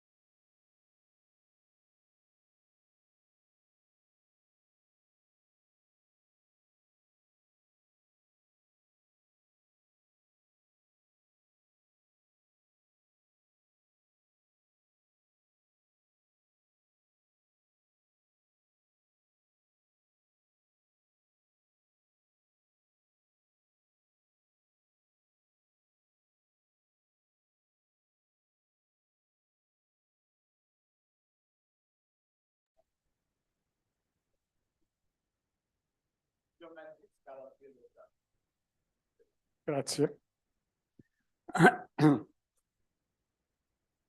Eu agradeço aos coordenadores por me terem convidado. Isso assim. We talk in English, no? Okay. In English, no? Okay.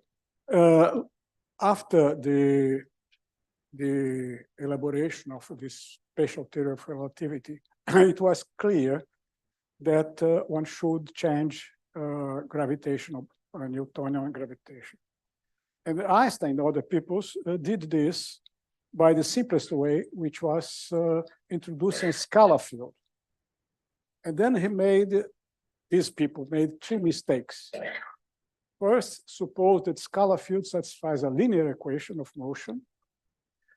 The second is that the gravitational process induces a change on the geometry of space-time, of Minkowski space-time, by just a conformal factor. And the third one is that the source of the scalar field was the trace of the energy momentum tensor. All these three are not good proposals. After this, a lot of people start to discuss if it was not simplest to change the Minkowski space-time by a scalar field. But after the advent of effective geometries, it was clear that one could change the metric of space-time by a very different process. So let us start. Which process is this? Deixa eu ver se eu consigo funcionar esse negócio.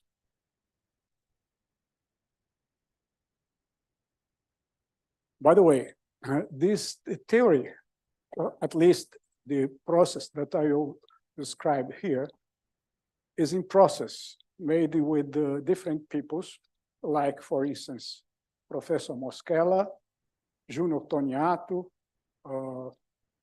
Eduardo Bittencourt, and recently, Sergio Joras.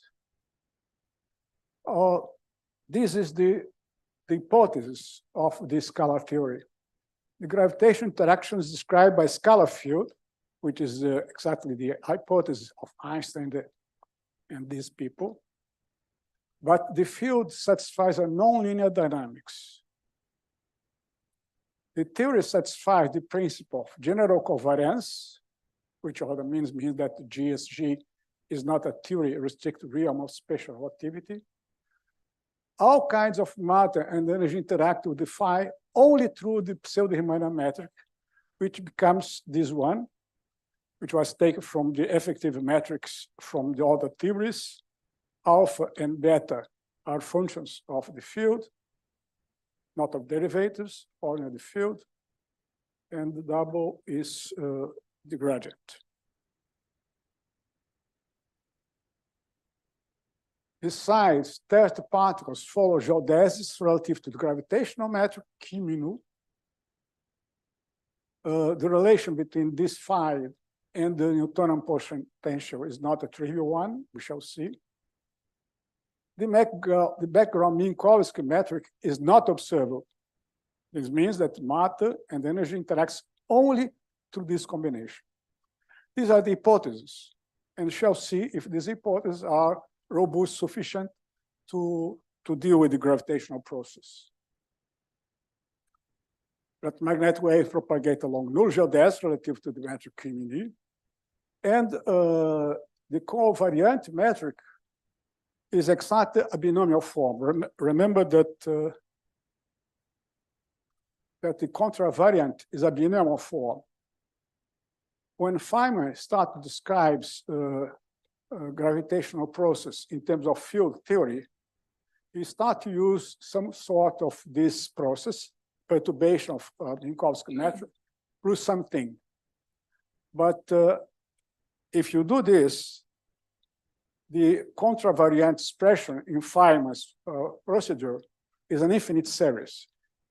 Here, because we have only a scalar field, is nothing. That means the contravariant and the covariant forms of the metric, both are a binomial form.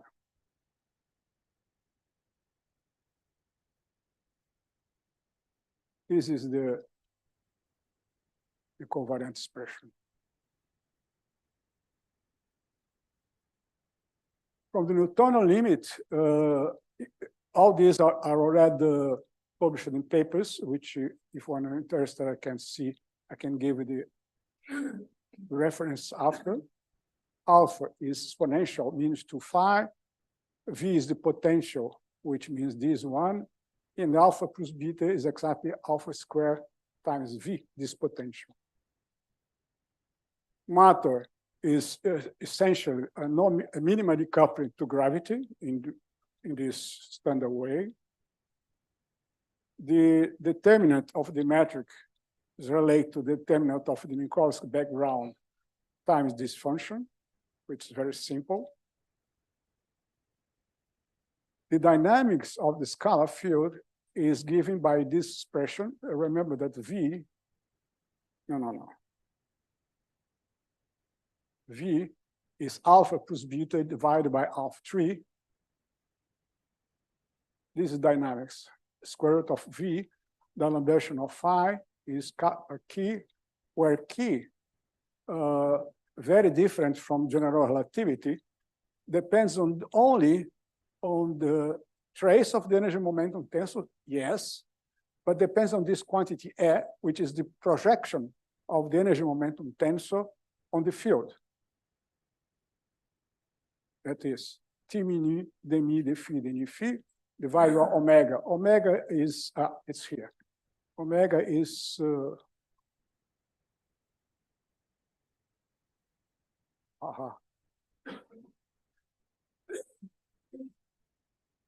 This is difficult. Omega is the norm of the phi in the Minkowski, in the key metric, which is exactly alpha plus beta double. Remember that double is the background norm of the Mi-Phi, background in the sense of Minkowski, which is not observable. The quantity C lambda, remember that is the expression, which is there. The quantity C lambda is given in terms of the energy momentum tensor by this expression. That's a projection once in the scalar field. The energy momentum tensor is the standard one, the metric T mini, of course. This is the interaction, the gravitational dynamics written in the unobservable Minkowski background. That means that's the origin of this V, where V depends on phi, the mi phi, the ni phi. So it's the new property is exactly this term phi V, which means that the theory is nonlinear.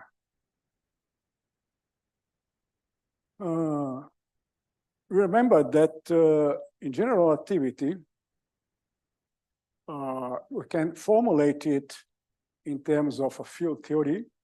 It was done by Gupta, Feynman, Grishuk. Grishuk was here to give this beautiful talk on this. Introduce perturbation eta mini plus h mini. But in this case, as I told you before, the covariant expression is an infinite series. Or yes, when Grishuk came here, he gave us a different choice of the relationship between G and H, this one. So, and what Feynman finds in his book, Lectures on Gravitation, is beside this expression. That means G mini L is the linear part of the curvature tensor. On the right-hand side, you have the energy momentum tensor plus an infinite, which each term is contains terms of order H1, H2, and so on for the perturbation mechanism. Due to the fact that Gemini linear is conserved, it's obvious that you have covariantly conserved Gemini, but not each one of these terms, at least in all series. So you can write this as the standard general relativity equation of motion.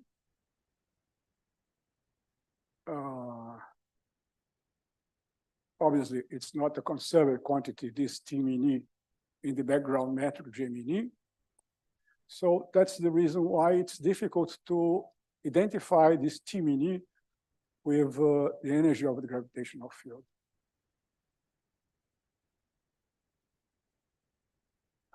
If you try to do exactly the same thing, that means try to,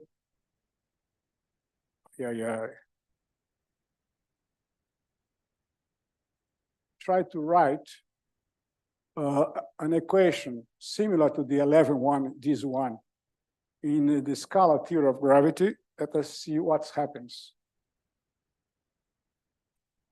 This is the equation of motion, where we write D'Alembert of phi in the background in the K-mini metric in terms of the D'Alembert in the Minkowski metric, D'Alembert of M phi, and you have an additional term where V prime is the derivative of V respect to the field phi.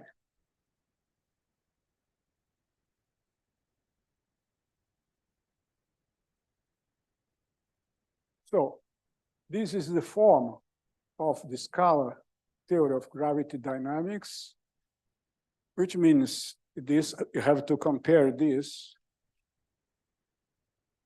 with this one, general relativity, or this one. So you have the first term on the right is the term which is given by the, remember what this Xi is. This key term is here. This is the source of the scalar field. We have the energy.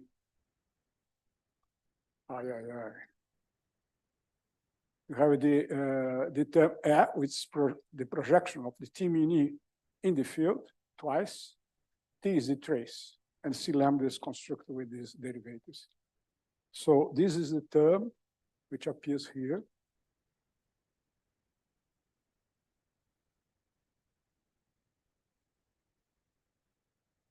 On the right, V prime over twice V time double.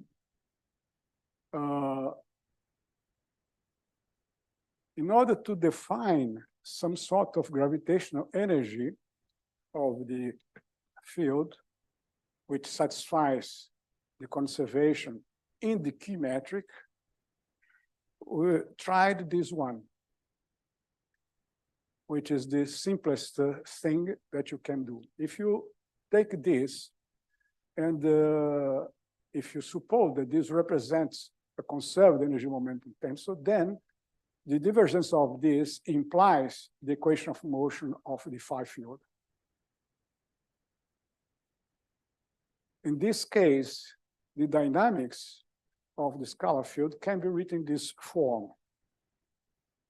D'Alembert of phi in the background Minkowski is precisely the term which represents the matter term, and the exciton term of Xi, which depends on the energy momentum tensor T min, that this one, but it appears the term twice square root of V in the denominator. That's the difference between the source of matter and the source of the extra gravitational terms.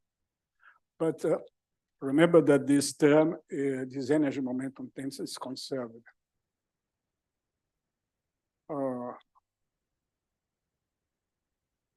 Now for the solutions of this question. Once you have this form of the metric.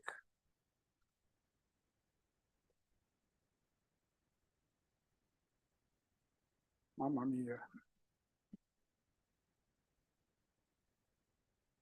We have this metric, and if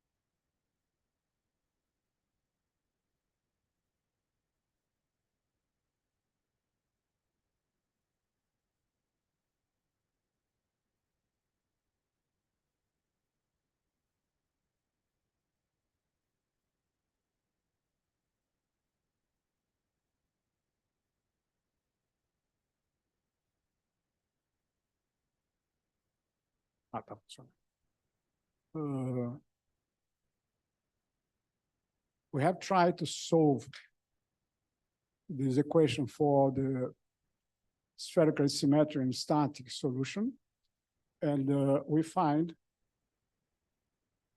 in a sort it was expected, why it's as expected, we shall see.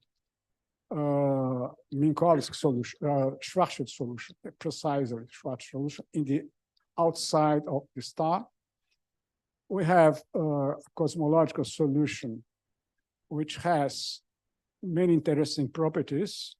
For instance, we can have bouncing universe without, with standard energy momentum tensor of a perfect fluid with positive density and positive pressure, which is not possible in general relativity. You could say that this is good or not, that's another problem.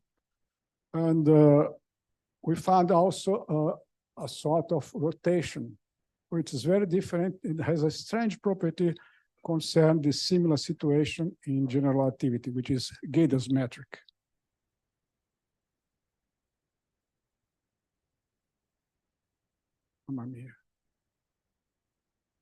Okay. Let us say that the key metric takes this form. In the case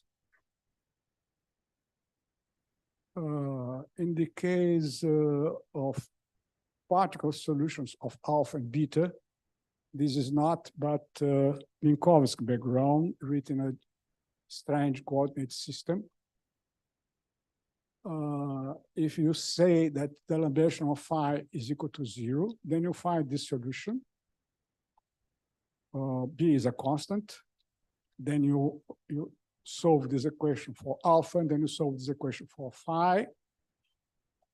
And this is interesting because it has a maximum point where the geometry is singular at alpha equal 3, as you can see from this term of the scala of curvature. When alpha equal 3, you have a singularity in the metric. So the system belongs only to alpha, different from 3. If you consider a curve, excuse me, the S, where Z is a constant, T is a constant, R is a constant, the metric ds squared becomes only these terms. And this can be a closed curve, time-like or space-like, or bigger than RC, where RC is this value, it's written there, depends on the constant H0 and double zero. The curve is space-like. For R less than RC, the curve is time-like. Remember that this means that inside the region RC, you can have closed time-like curves and not outside. This is precisely opposite of the Gator's property. In Gator's metric, there is a maximum value of the field, which depends on the vorticity also, and such that inside this value, you do not have a closed time-like curves, only outside. Here it's opposite. This is not, it's just a curiosity, I mean. Yes, CTC interior domain of radius. Some of these properties are given in these works made by these people. And obviously, Kurt Gödel is well known in 49, and the geodesics was written by Tiomen and Suarez and myself in 83. In this case, you can just see the situation very near, very similar to the one we find here, but exactly the opposite. So the question now is, should we take seriously this scalar field as a good theory of gravity? That depends on what happens next. For instance, the interior of a solution of a star, you see that the gravitational waves exist and following geodesics in the key metric. This is, you can just see immediately this. So there is gravitational waves, but the interior solution is not still not being done. I hope that Joras could use his ability to find the solution and properties of this. And if you are interested in this, it's an open theory still, which could, it's very simple. I think it's very simple. It's not trivial, but seems that as far as we know, there is no contradiction as far as we could see with any observation. That's a maximum that you can say today. So I'll be glad to answer questions if there is.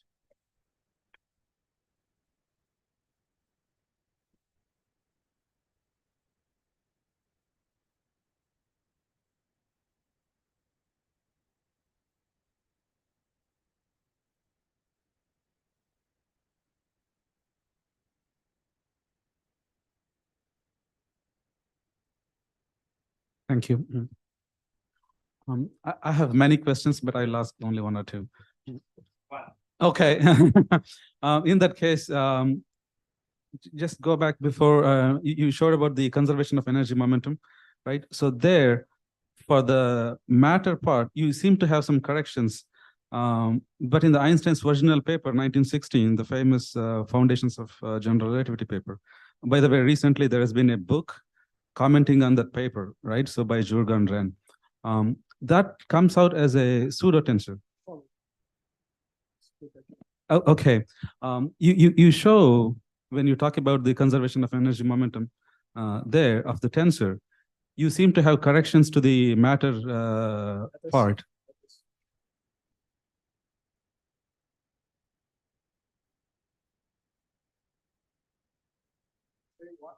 Equation 11 after equation 11.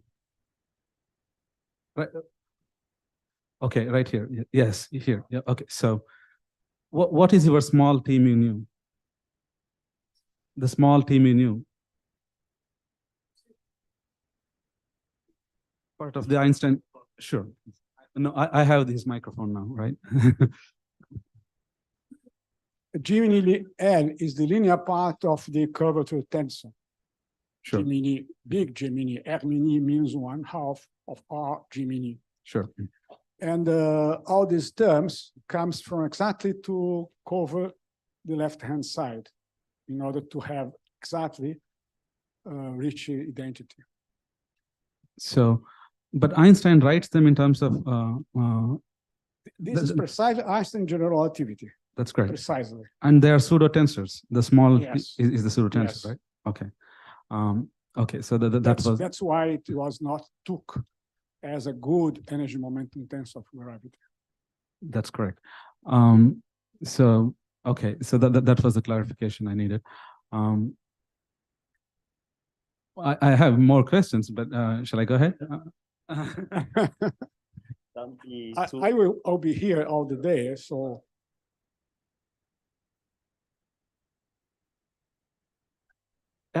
Thank you for your talk. So I wonder whether there is some Lagrangian formulation of this. Lagrangian? Yeah. Yes, there is. And is it easy to write it, or very is it easy to write the Lagrangian, or is it complicated? No, we just use this equation. You just change the determinant of the Minkowski background. You change the eta mini by Q mini, by the specific Q mini. That means change square. You have here, see this. You use square root of minus eta as the product of square root of minus Q times this quantity, okay? And the V is precisely alpha plus beta divided by alpha 3. So use these equations here, and you have the Lagrangian. Okay. What's first?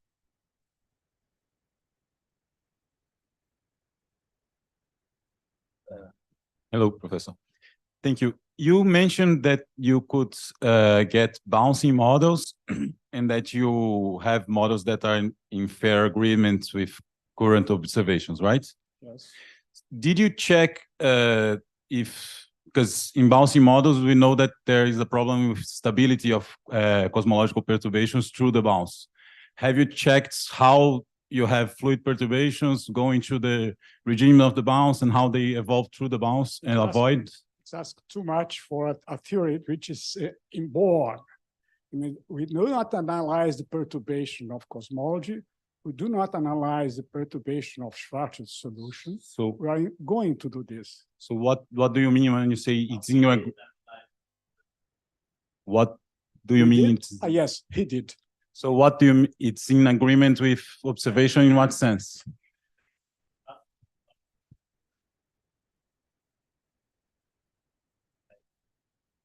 Oh, okay.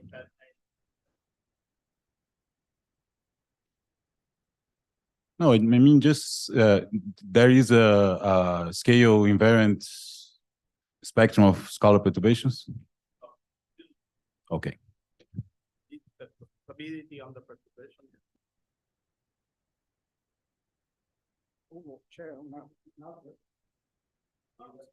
Okay. Okay, thank you for your talk. If I'm not totally mistaken, because I'm getting really senile, Nordstrom had a similar theory in the past.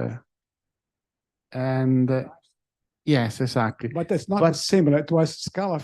Exactly what I said the first. I mean, his theory is such that on the right-hand side is the trace of the energy momentum tensor, and the metric is conformally flat. Exactly, that's right. I remember that theory was basically ruled out by Mercury of deflection of light, Yes. I think. Do you have a prediction for the deflection of light in your theory? In a Schwarzschild solution? We have a Schwarzschild solution, the same.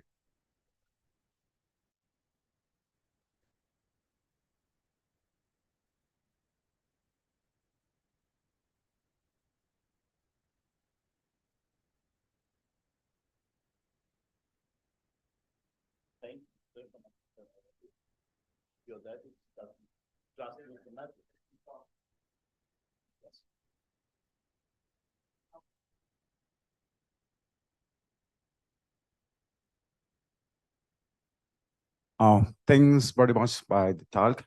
and it's very interesting.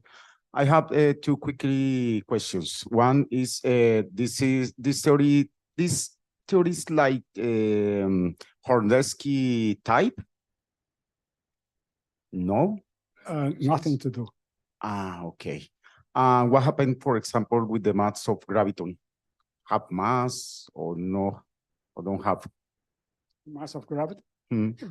There is no mass of the gravity. If you say Like, this, like in general relativity. is exactly. Okay. Thanks.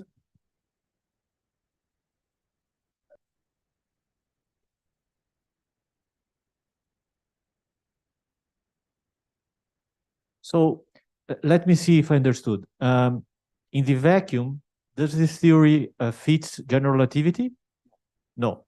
Good. So if I understood correctly, when you have rotation, the theory differs from the Kerr solution, say. Is it correct? Not Kerr. We did not find Kerr solution. We find Gödel solution. Gödel So solution. in Gödel solution, the difference is just this one. That means closed time-like curves inside, not outside, which is exactly the opposite situation in Gödel's. But in Kerr, we see. did not find a solution still. I see. So in principle, you could test this theory with gravitational waves in the collision, the fusion of two rotating black holes. For Is instance, it correct? perhaps. Perhaps. Okay. Yes. Interesting. You have only one degrees of freedom here. In general relativity, you have two, right? So they cannot coincide. Someone else?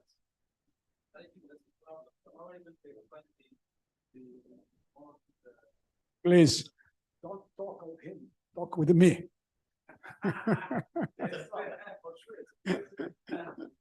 It's a problem. So, Yes. you know, some things are very fundamental, right? So the degrees of freedom about the gravitational field. So we do observe the gravitational waves. So we have the squeezing and stretching of everything. So if it is scalar field, then we can't explain that, right? So because you have only 1 degree of freedom here. The point is that there is a scalar field, just 1 degree of freedom, but all interaction is made with a metric. Sure. Only the metric. So the metric explore the situation very similar to general relativity. That's the idea. When Nordstrom and Einstein made this theory, he used the same situation, but as I said, they impose that theory is just conformally flat, which is not the case here. You see? Sure. That means you can have solutions which are conformally flat, of course. As for instance, in cosmology, we have this situation which is conformally flat, but not only this. Sure. Tem uma outra pergunta ali. Me and Mario have different reason to be interested in this thing. My own is because I do believe that you, as a theorist, should compare theories with other theories, not with experiments. It's not my own understanding. This is his idea. This idea, it's a philosophical idea which is not my own invention.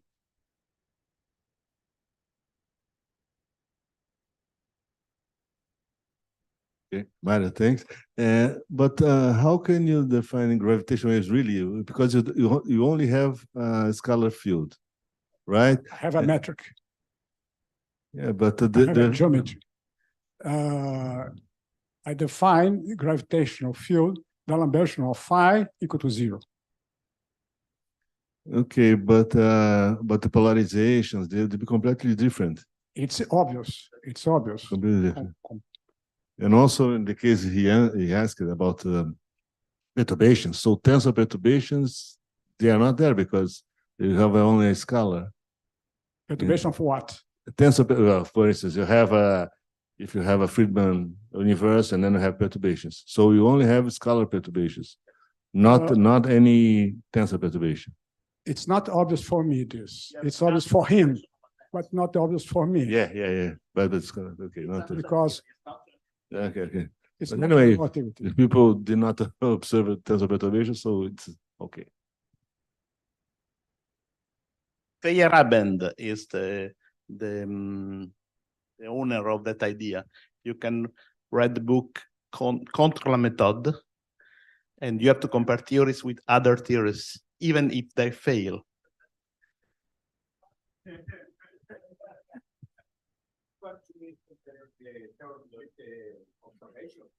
But this is a sort of a trivial thing. Okay. Comparing theory with observation. ask Feyerabend. Okay, but it's sometimes they say wrong things in doing this. This is Feyerabend. Ask him. So what? Who else? Maybe not. Okay, let's go for.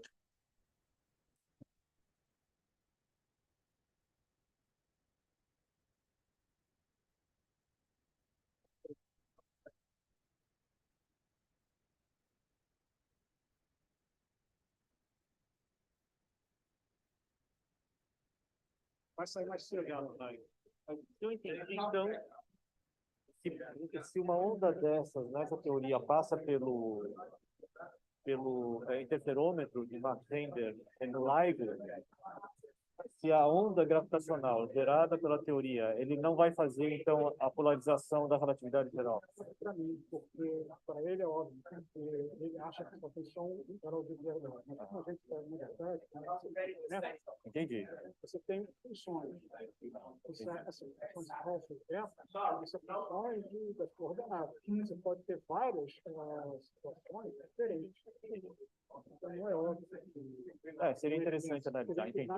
Tá certo. Seria interessante analisar. Mas é interessante. Eu acho que eu vou até aproveitar o coffee break com vocês. Antes de sair, porque eu 3h15, né? Obrigado pelo convite de novo, Mário. Foi bem interessante.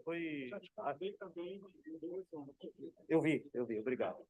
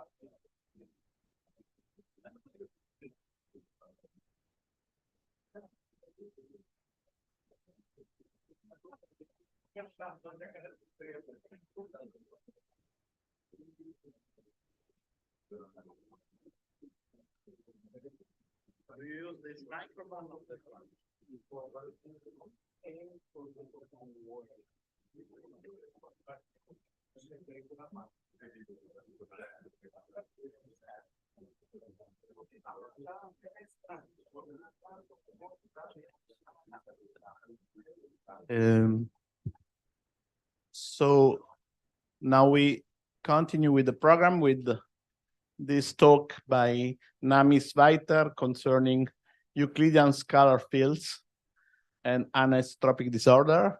He will speak in Portuguese.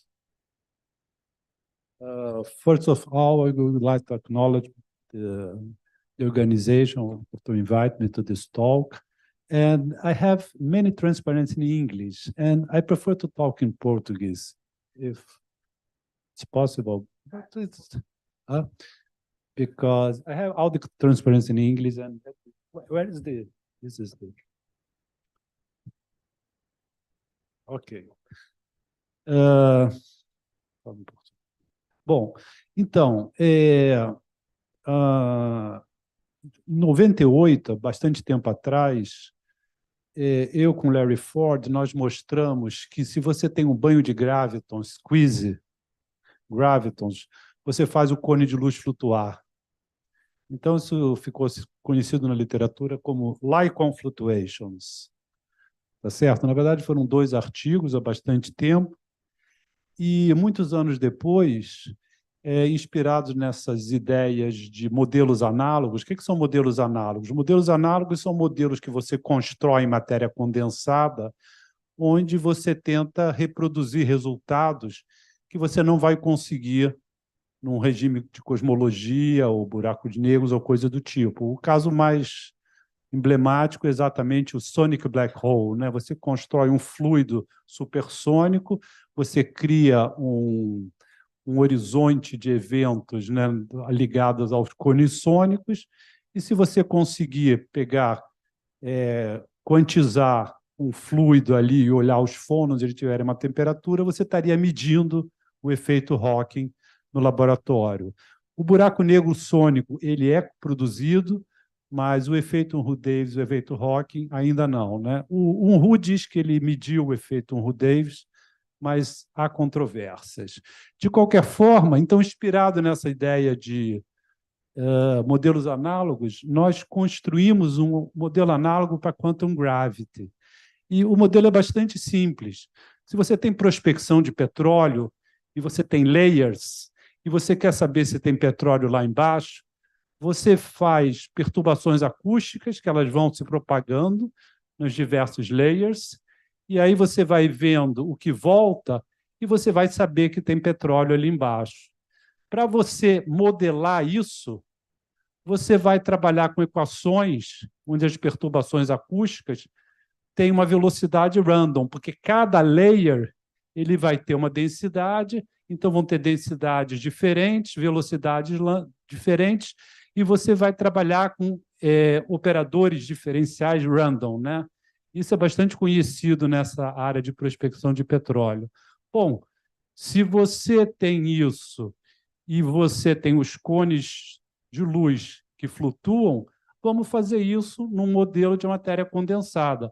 Vamos construir agora um fluido com uma velocidade de propagação random, e isso nós chamamos de um modelo análogo por efeitos de gravitação quântica. Esse trabalho com Gastão e Gabriel. Bom, depois com o Vitório, o Gabriel também e o Larry, nós fizemos a mesma coisa com ótica não linear, mas sempre nessa ideia, né, de construir modelos análogos para simular efeitos de quantum gravity. Efeitos de quantum gravity nesse sentido, de Lycon fluctuations, onde você tem agora o meio random, né? Tá certo? Bom, desde essa época, eu comecei a olhar e trabalhos que envolvem sistemas com desordem, né? E aí sempre se usava um método chamado método das réplicas.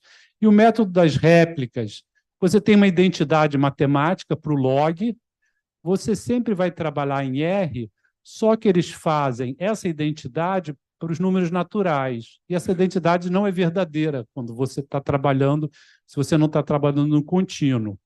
E isso estava na minha cabeça, e muitos anos depois, eu com um matemático do IMPA, né, nós fizemos um outro método alternativo ao método das réplicas, que não tem os problemas do método das réplicas. Tá certo? Bom, e aí foram vários trabalhos em cima disso, até que nós começamos a pensar como é que essa técnica matemática poderia nos ajudar a construir um modelo de quantum gravity, mas não mais no espírito de flutuações do cone, mas olhando uma outra coisa, olhando o problema infravermelho que vai acontecer em quantum gravity. Porque, bom, então, o que eu tenho, né? A gente tem a relatividade, tem o espaço-tempo, né? Eu tenho uma teoria local, sempre, tá certo? E eu faço isso no espaço-tempo de Minkowski, eu posso construir o grupo de Poincaré, fazer tudo. E uma coisa muito importante que foi iniciada pelo Whiteman é que esses operadores, eles não são só operadores, você tem que definir generalized functions, então são generalized operators, são smeared operators.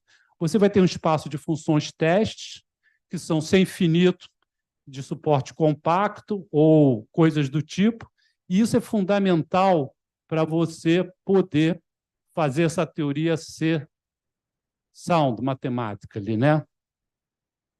Bom, isso é uma forma de você fazer a teoria de campos de uma forma mais precisa, né?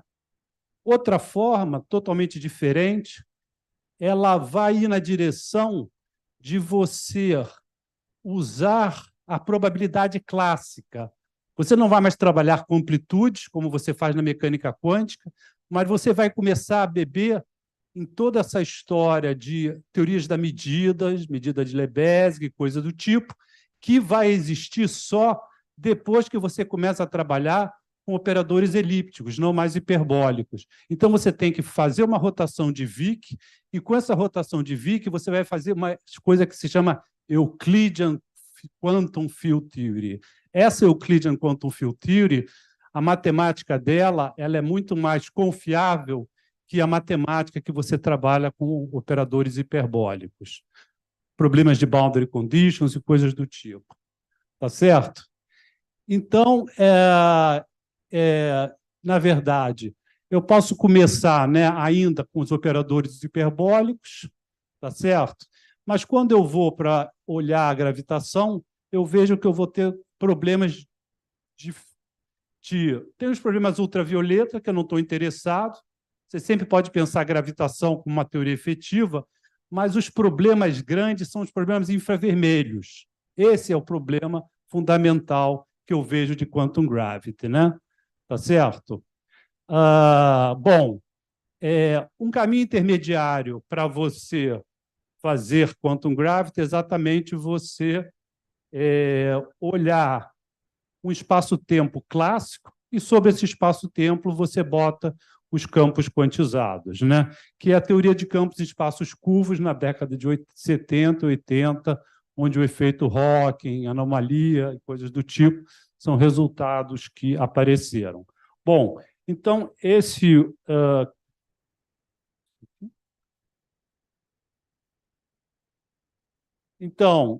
aquele resultado que eu falei, que um banho de gravitons pode fazer os cones flutuarem, e isso levou exatamente a uma coisa de modelos análogos, né? Então, você tem o efeito Hawking fonônico, onde você vai tentar medir num condensado de Bose-Einstein ou coisa do tipo o efeito Hawking, tá certo? E nós propomos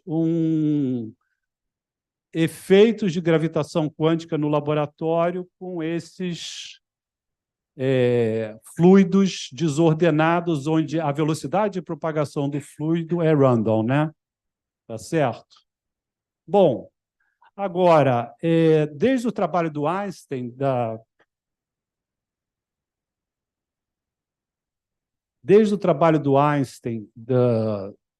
ponte, né, com Rosen, começaram a aparecer essa ideia, na verdade, essa ideia do Wheeler, de wormholes, de flutuação da topologia. Você pode ter essa flutuação de topologia no mundo pseudo-riemanniano, mas você pode ter flutuação de topologia também no mundo riemanniano. E esse é o exemplo que eu quero ir, né? Tá certo? Então, o que eu vou mostrar é que, se você tem efeitos de quantum gravity com flutuações de topologia numa métrica riemanniana, eu posso fazer um mapeamento dessa situação com um campo escalar num meio desordenado. É isso que eu quero mostrar para vocês. Então, nós vamos ter um exemplo de modelo análogo de efeito de quantum gravity no laboratório. totalmente diferente do primeiro caso, porque antes a gente fazia os cones flutuar. Agora a gente está fazendo, olhando, tá certo? Uma outra coisa que é o problema infravermelho, né? Tá certo? Bom, então, por que você quer fazer Euclidean Quantum Field Theory? Porque você quer fazer uma interpretação probabilística clássica. Você quer usar, tá certo? Você bebe no grupo de Lorentz, você também trabalha com essa ideia de interpretação probabilística, mas para você fazer uma ponte com o que acontece na mecânica estatística, você tem que ir para o mundo euclidiano. Então, a grande coisa que o Gibbs fez foi o seguinte: quando eu tenho meu espaço de fase, eu vou imaginar que cada ponto do espaço de fase é uma probability measure. Essa forma de você pensar, tá certo? Com um conjunto abstrato de sets, tá certo? E medidas e coisas do tipo, é totalmente diferente de como o Boltzmann pensava. Então, na verdade, eu tenho essa medida de Gibbs, Z é só uma normalização, e essa medida de Deauville é um produtório de dp/dq, né, sobre todo o espaço de fase, né? A função de partição é uma normalização, e a grande passo é o passar de um sistema de mecânica estatística, quando eu tenho um número finito de graus de liberdade, para um sistema com um número infinito de graus de liberdade, mas incontável, né? Que é exatamente a teoria de campos que eu faço hoje aqui no espaço-tempo, onde cada ponto do espaço-tempo eu tenho esse grau de liberdade. Você vai ter problemas técnicos em definir a sua medida, né? Por causa que você não tem aditividade contável, mas você tem uma medida formal, no sentido que tudo que eu fiz com a mecânica estatística, eu vou fazer com a minha Euclidean Quantum Field Theory. Tá certo? Bom, e aí eu vou usar métodos funcionais, mas métodos funcionais onde as medidas estão bem definidas. Tá certo? Se eu botar um i ali em cima, eu tenho problemas sérios. Eu não estou fazendo path integral, eu estou fazendo métodos funcionais euclidianos. Só assim eu tenho uma matemática ground. Fora disso, é meio problemático. Bom, então vamos lá. Eu vou fazer um caso mais simples possível, scalar field. Eu tenho um campo escalar, fiz a minha rotação de Wick, tenho agora meus operadores elípticos e as funções de correlação que eu posso tirar em cima de uma medida são chamadas as funções de Schwinger, que o Hugo falou de manhã, né? Schwinger functions. Então, é exatamente o que o Hugo fez, né? O que é um campo livre gaussiano? Eu tenho um operador aqui elíptico, a minha função de Green, e eu vou procurar, né, as funções de Green desse operador ali. O Hugo colocou até a forma funcional dessas funções de Green, que era o R sobre alguma coisa, mais multiplicado por funções de Bessel. No caso tridimensional, dá 1 sobre x menos x' elevado a alguma coisa, exponencial de menos m2 x menos x'. Se m2 é zero, eu tenho flutuações, eu tenho correlações entre todos os pontos da minha variedade. E agora eu vou repetir isso daqui. Eu vou fazer exatamente o que o Gibbs fez. Eu vou construir os momentos associados à minha medida de probabilidade, vão ser chamadas funções de n pontos. Eu tenho uma normalização aqui, eu tenho a minha medida de Lebesgue formal, e agora exponencial isso e isso vai me dar as minhas funções de correlação. Eu estou fazendo Euclidean Quantum Field Theory. Tá certo? Como eu falei, isso não é Lebesgue, porque eu não tenho aditividade contável, mas eu posso levar adiante isso, né?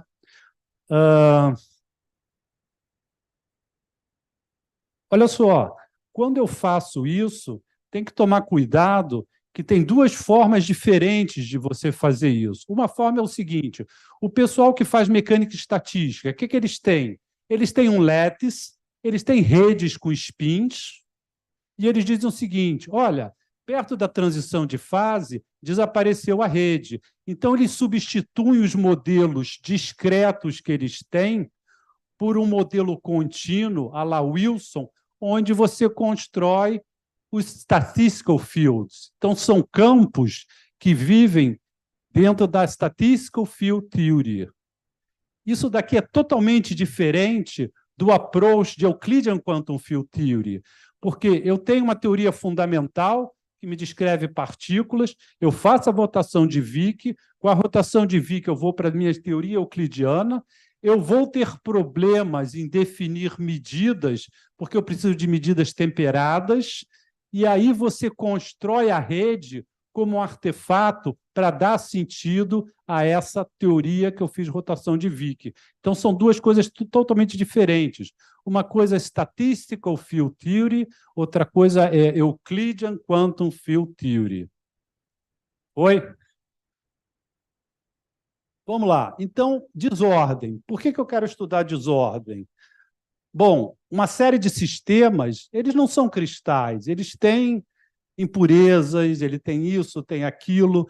E um exemplo clássico de desordem é um sistema da mecânica estatística, onde eu tenho um modelo de Ising normal e eu botei agora uma fonte externa, um campo externo, que é random. Então, esse é chamado o Random Field Ising Model. Tá certo?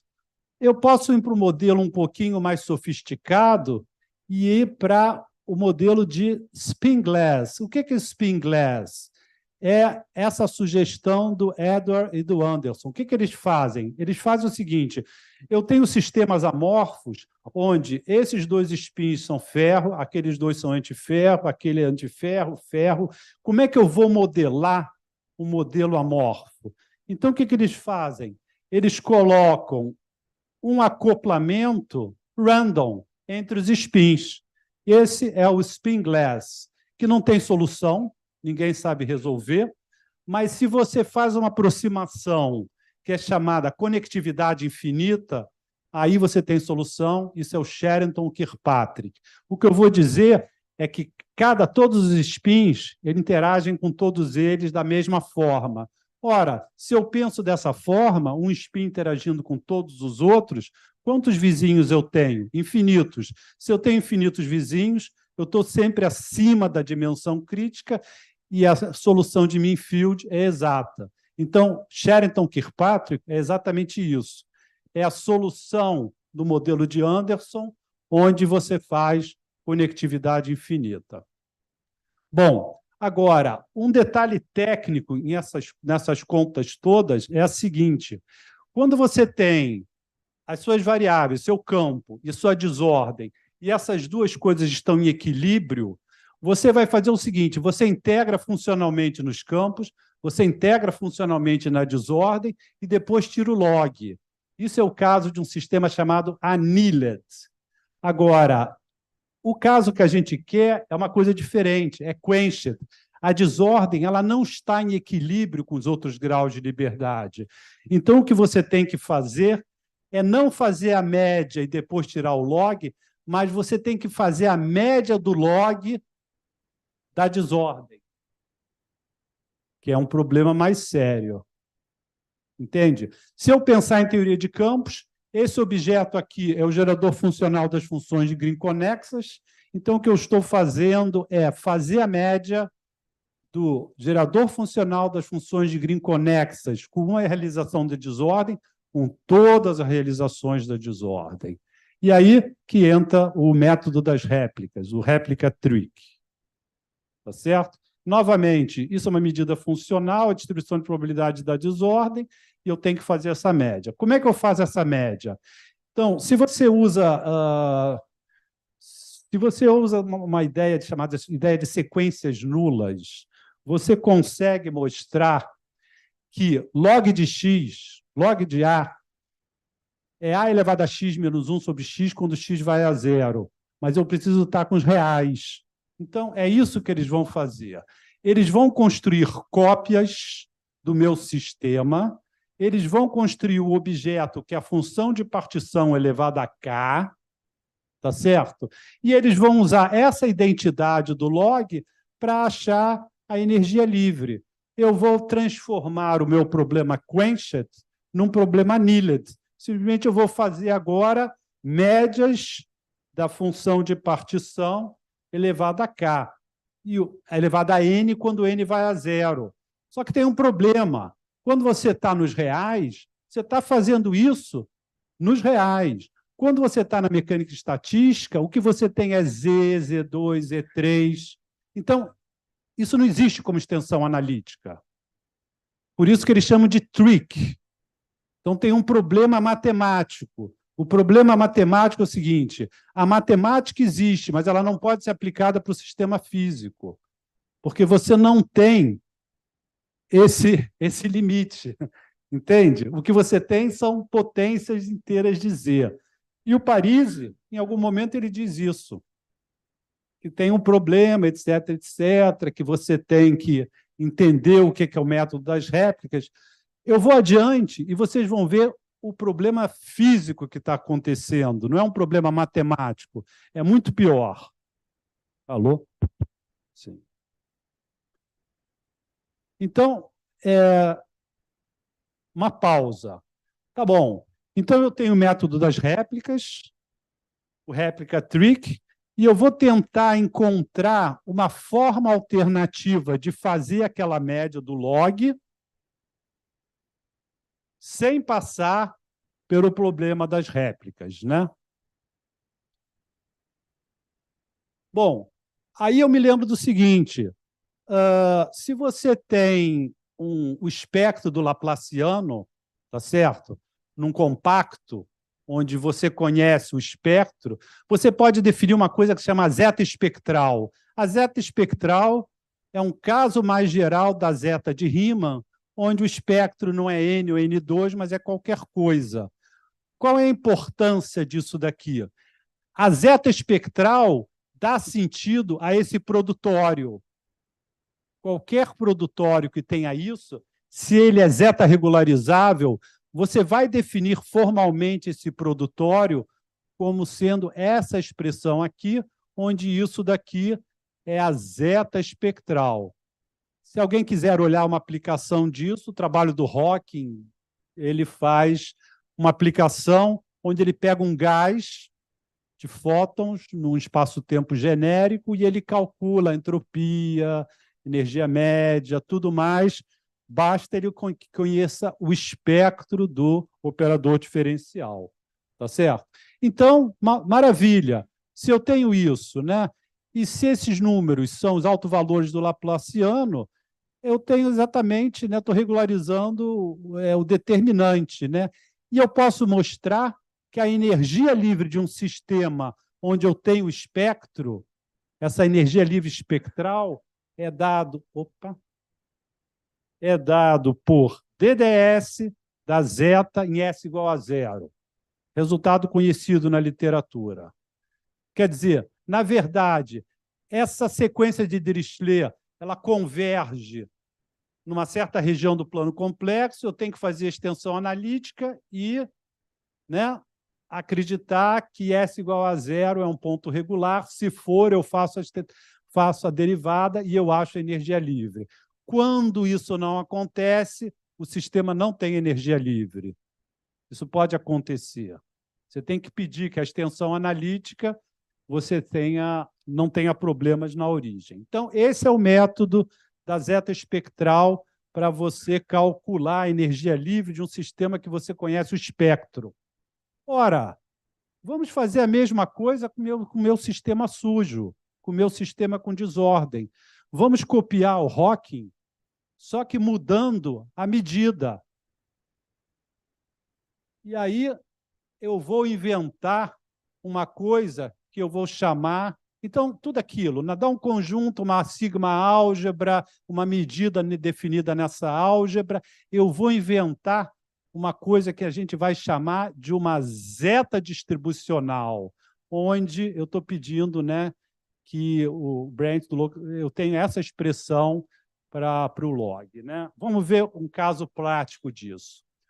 Vamos supor que eu tenha um sistema, que eu tenho uma Newtoniana, eu tenho essa medida, e a minha hamiltoniana ela se separa numa parte livre, gaussiana, e uma parte com interação, que aqui eu botei Φ4, Φ6, mas eu poderia botar qualquer coisa, né? No espírito de teorias efetivas, né? Novamente, eu tenho uma medida funcional, que é dado por isso daqui, né? Que não é Lebesgue, mas é formal. E agora eu vou fazer o seguinte, eu vou botar desordem nesse sistema. E como é que vai ser a desordem? Nesse caso, eu botei uma desordem acoplada com Φ2. Isso é chamado uma desordem multiplicativa. Tá certo? Ora, se eu tenho uma desordem desse tipo, eu tenho que me dizer qual a distribuição de probabilidade da desordem e, normalmente, a gente bota uma desordem delta correlated. Como eu fazia, por exemplo, quando eu tinha Langevin. Langevin é uma equação de Newton, onde uma partícula submetida a uma força, ela para. Se eu botar um noise, a partícula não para lá mais, e naquele caso eu vou botar um noise, mas um noise aditivo.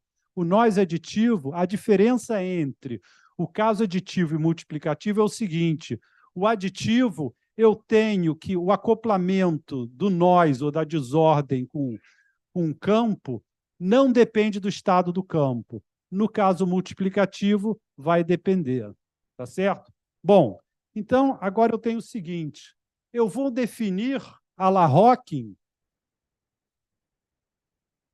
da mesma forma que aqui eu defini uma zeta espectral associada ao espectro do meu Laplaciano, eu vou definir uma zeta distribucional, o qual seja, ela é nada mais, nada menos que este objeto aqui. Eu vou pegar a função de partição, botar elevado a S, vou botar a distribuição de probabilidade da desordem aqui e eu vou definir a densidade, a zeta distribucional. Ora, o objeto que você quer calcular é isso. Eu tenho uma medida associada à desordem, eu tenho a distribuição de probabilidade da desordem e o objeto que eu quero calcular é esse aqui, nesta situação de random mass, que é exatamente igual a isso daqui. Isso é a forma geral. Eu quero fazer a média do log, depois eu faço log com uma realização da desordem e eu faço a integral em todas as realizações da desordem. Ora, maravilha. Caramba, estou super atrasado. O que eu tenho aqui? Faço essa conta. Essa conta ela vai me dar o seguinte, ela vai me dar uma série onde vão aparecer os momentos da função de partição. Esse resto eu posso fazer tão pequeno quanto eu queira, e agora vamos estudar cada um desses momentos no caso daquele meu sistema Landau-Ginzburg. Em vez de um campo só, eu vou ter uma medida de Lebesgue formal com K campos, e vai aparecer uma hamiltoniana efetiva, que é dada por essa expressão aqui. Então, o negócio ficou muito mais complicado. Para eu descrever um sistema desordenado, um sistema limpo é um campo só. Um sistema sujo, infinitos campos. No método das réplicas, eu preciso de 0 campos.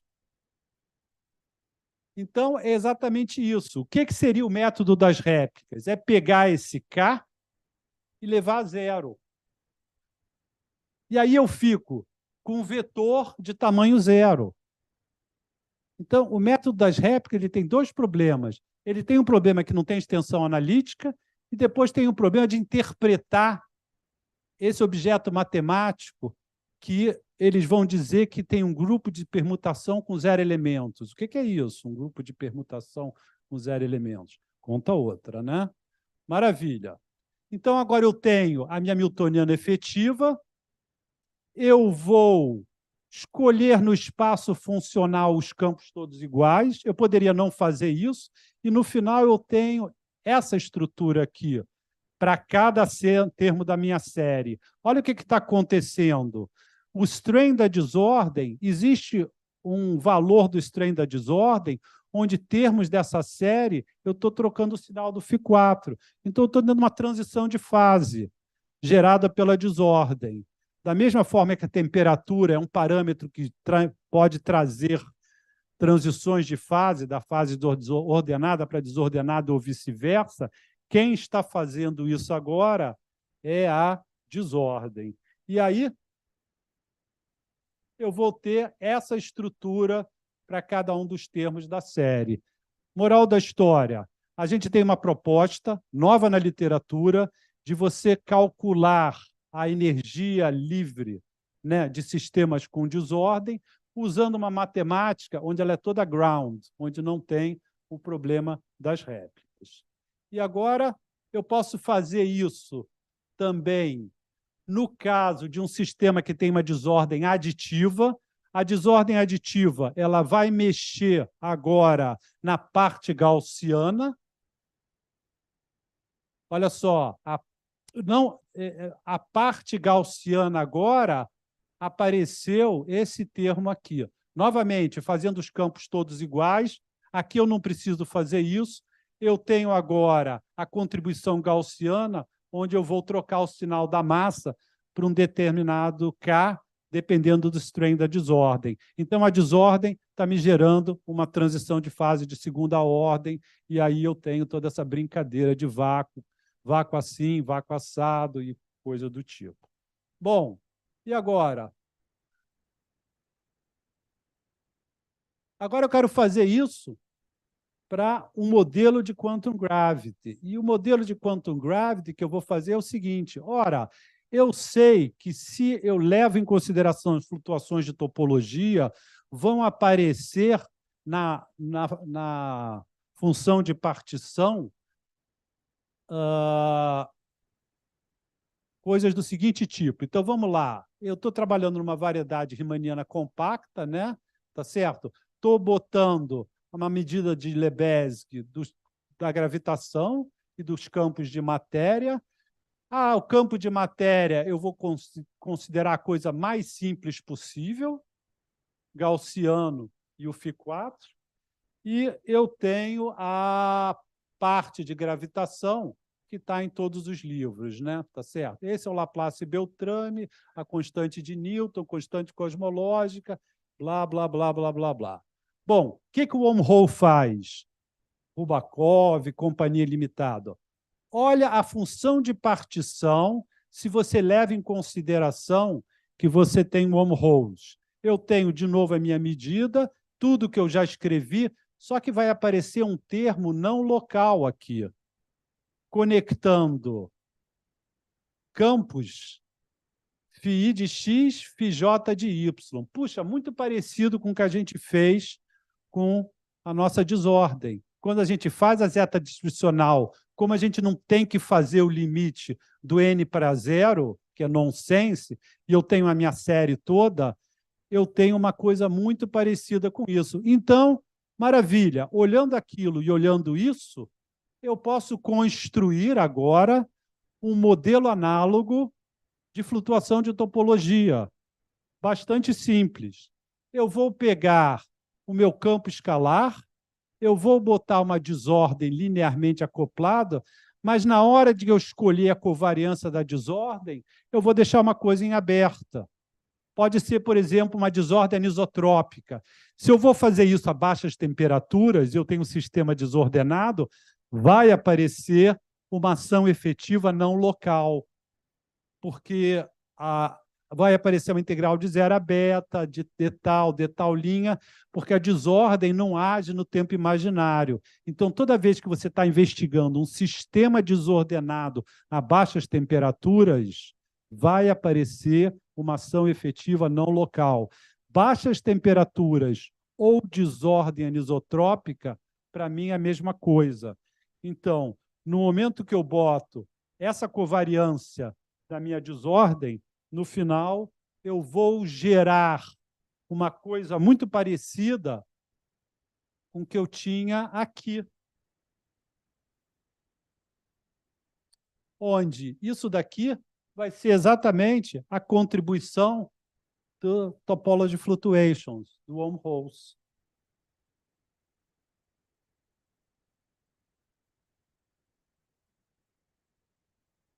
Então, agora eu tenho um multipleto de campos. É claro que o gerador funcional das minhas funções de Green conexas, onde eu fiz a média, é uma série infinita, onde eu tenho multipletos de campo em cada momento, em cada termo da série. A forma geral de um desses termos é dado por isso, uma parte gaussiana, uma parte da autointeração, a fonte externa que eu coloquei para gerar minhas funções de correlação, e agora apareceu uma contribuição que é exatamente igual à do wormhole em quantum gravity. Modelo análogo de flutuação de topologia em matéria condensada com desordem anisotrópica.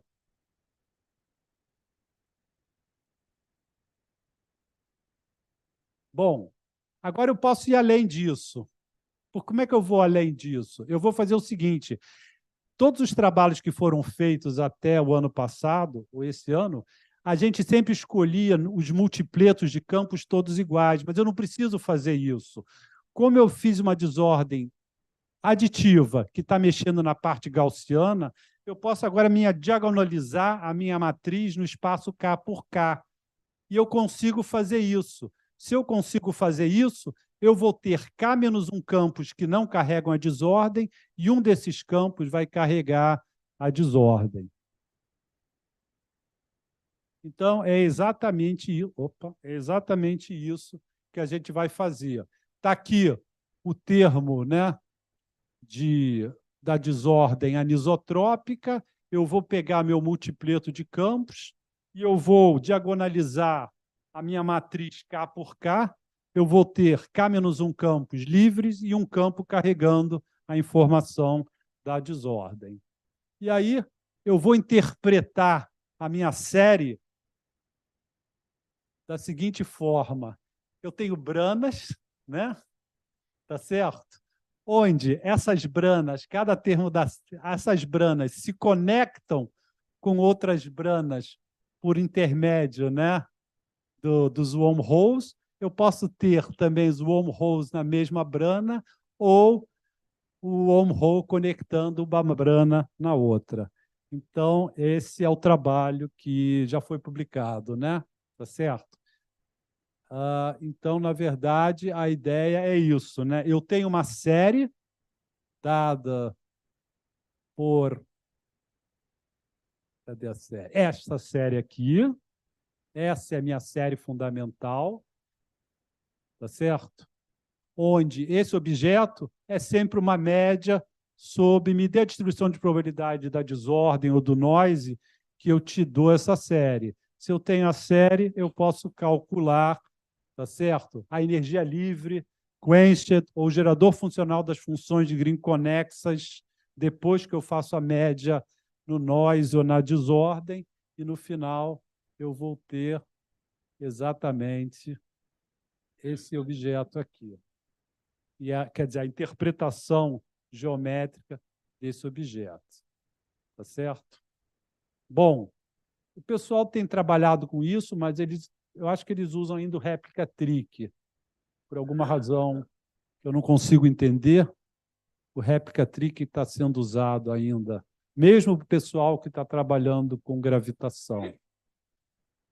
Bom, então é isso, né? Quando você tem um sistema a baixas temperaturas ou anisotrópico, você tem uma não localidade, que é exatamente a não localidade que aparece em quantum gravity, que é o problema fundamental. Como você vai numa ação, como você vai pegar um funcional gerador e fazer a média em fazer todas as configurações de topology change, né? Tá certo? Então, esse é o grande problema que eu acho de quantum gravity, né? E a gente tem uma proposta para fazer isso usando a zeta distribucional, né? Bom, se você faz experimentos com parâmetros de luz, você pode olhar esses efeitos não locais novamente quando você tiver um sistema desordenado anisotrópico. Quanto tempo eu tenho?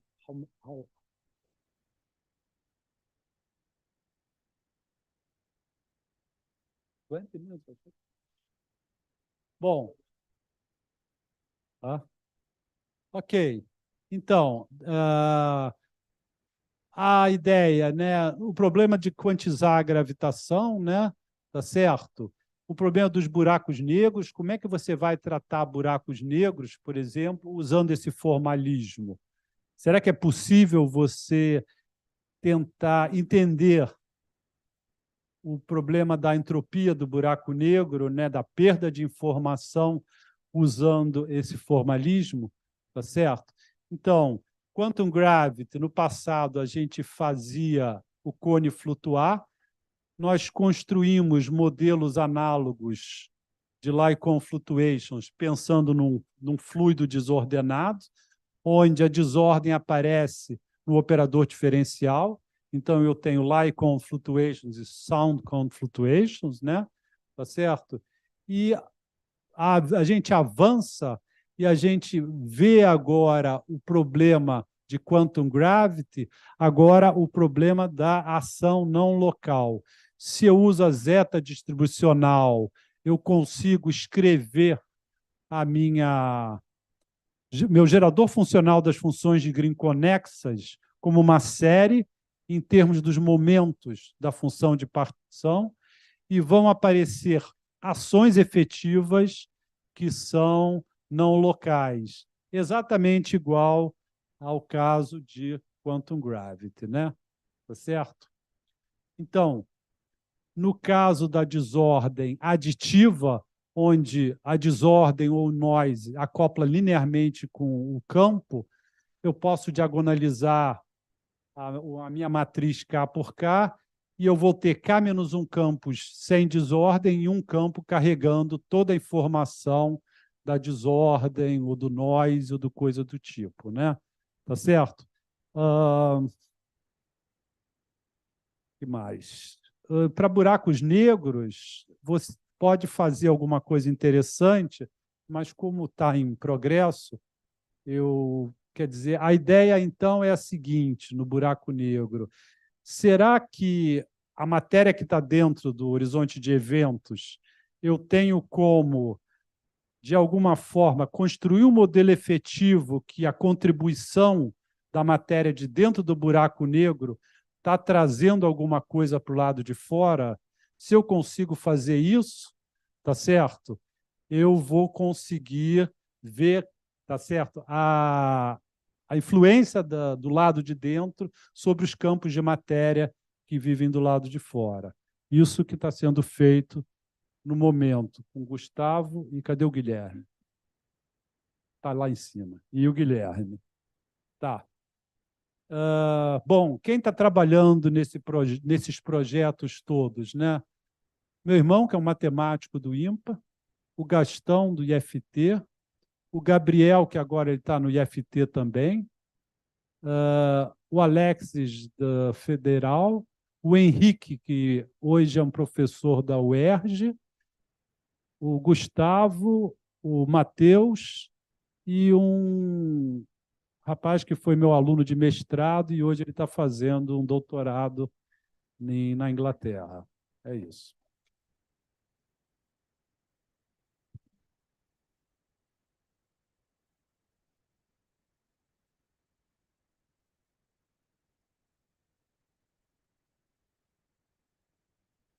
Obrigado, professor. Eu queria entender melhor a figura das branas. Você disse que só faz sentido falar... A série toda. A série toda. Isso significa que você está falando em uma visão meio muitos mundos, meio os universos paralelos rolando.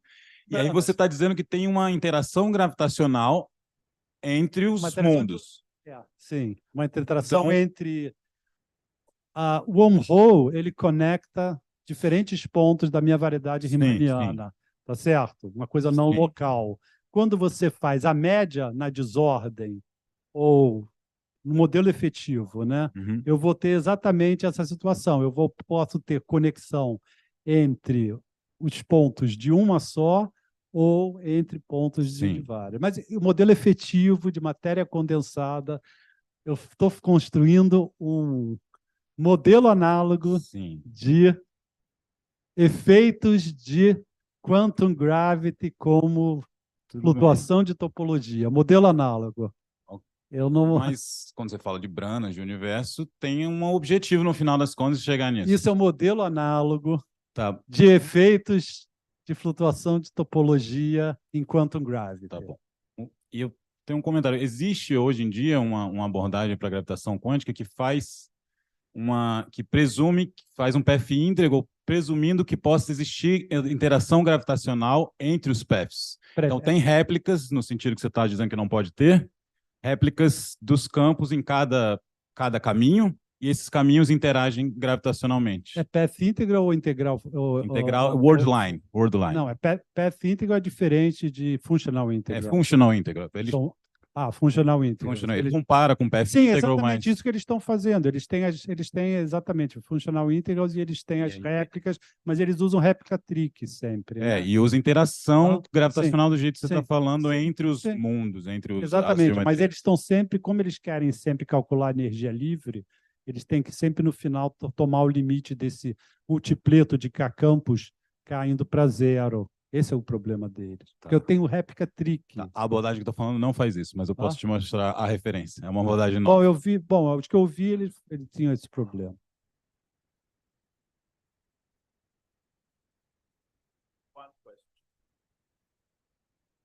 Tudo bem.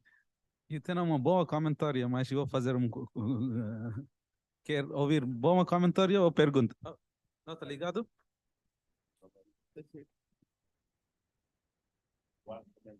Ok. Tudo bem. Então, o que eu vou fazer comentário, né?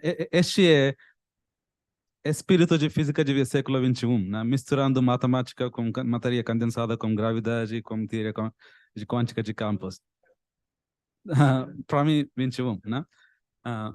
Agora, o que o senhor está chamando efeito de gravidade quântica é mudança na topologia, o que você está falando como wormholes, né? Isso está aparecendo, entrando na teoria como desordem. Como modelo análogo. Isso, no modelo não.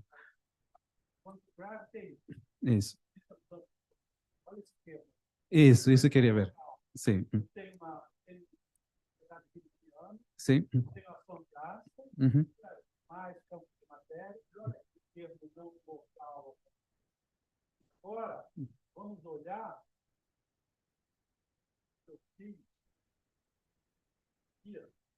olha aqui. Sim. Isso. Eu tenho só falta fazer ele não local. Para fazer não local, eu tenho que simplesmente pensar que eu estou em baixas temperaturas ou botar desordem anisotrópica, de tal forma que uma das dimensões vai continuar ali. Essa é a ideia. Como temos não local aqui, né? Alguma coisa de entanglement, emaranhamento? Não. Okay. Não. Emaranhamento é só o seguinte: o espaço de Hilbert, que era separável, que você pensou que era separável, não é mais. Emaranhamento é não separabilidade de espaço de Hilbert. Aqui, eu não sei se isso está acontecendo, entendeu? Tudo bem. Então, aqui temos transições de fases. Sim. Por causa de desordem. Sim. Né? Como temos temperatura, também. Por causa de... Exatamente. Também pode ser por causa de temperatura, vai acontecer transição de fases também, né? Temperatura faz transições de fase. A gente sabe que a temperatura no modelo de Landau ou coisas do tipo, Landau-Ginzburg, tá certo? É um parâmetro de controle que te leva da fase ordenada para desordenada ou vice-versa. Quando você tem um sistema com desordem, a desordem também ela vai fazer isso. Então, vamos ter dois tipos de transição. Olha só, aqui não tem temperatura. Para eu botar temperatura, quando eu boto temperatura, eu tenho que fazer agora, no mundo euclidiano, integral de 0 a beta de tal, o tempo euclidiano compactificado. Como a desordem é espacial, vai aparecer naturalmente na ação efetiva um termo não local, que é mais difícil de você investigar phase transition nessa situação, tá certo? Dá para você trabalhar, mas se você trabalha com baixas temperaturas e está olhando quantum phase transition, com desordem, aparece naturalmente uma ação efetiva não local. Obrigado.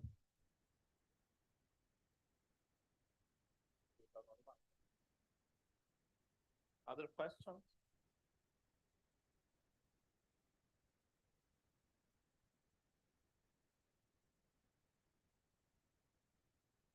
Bom, obrigado pela apresentação. Eu queria perguntar se em algum modelo análogo que você tem investigado, se tem algum perfil para aquela função f, que é a função de correlação. Não, só botamos uma coisa genérica. A gente não especificou. Mas se você botar uma coisa anisotrópica, vai te dar uma coisa não local, mas vai dar uma coisa não local numa das direções só. E como a gente deixou uma coisa genérica, aí a anisotropia ela trabalha em todas as... A anisotropia ela trabalha no elemento de volume, tá certo? Do espaço riemanniano todo. Só isso. Beleza.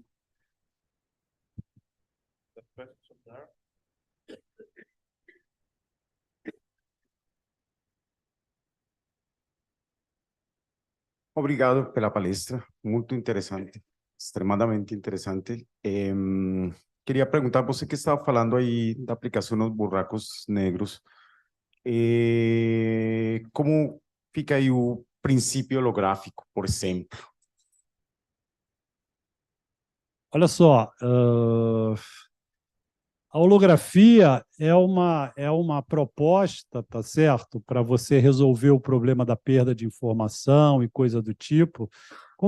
E aí você tem que trabalhar numa dimensão a mais, porque a gente sabe que a entropia estatística ela é proporcional ao volume, só que essa entropia do buraco negro é proporcional à área. Então você bota mais uma dimensão para tentar trabalhar com esse problema, e aí você vai ter lá a sua proposta.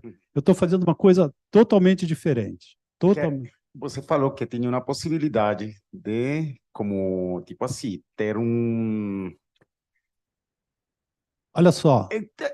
Tem algo dentro do buraco negro? Claro, com certeza. Tá. Buraco negro Mas tem você algo falou dentro. que tinha a possibilidade de ter uma informação Olha, dentro do buraco negro com os campos de fora?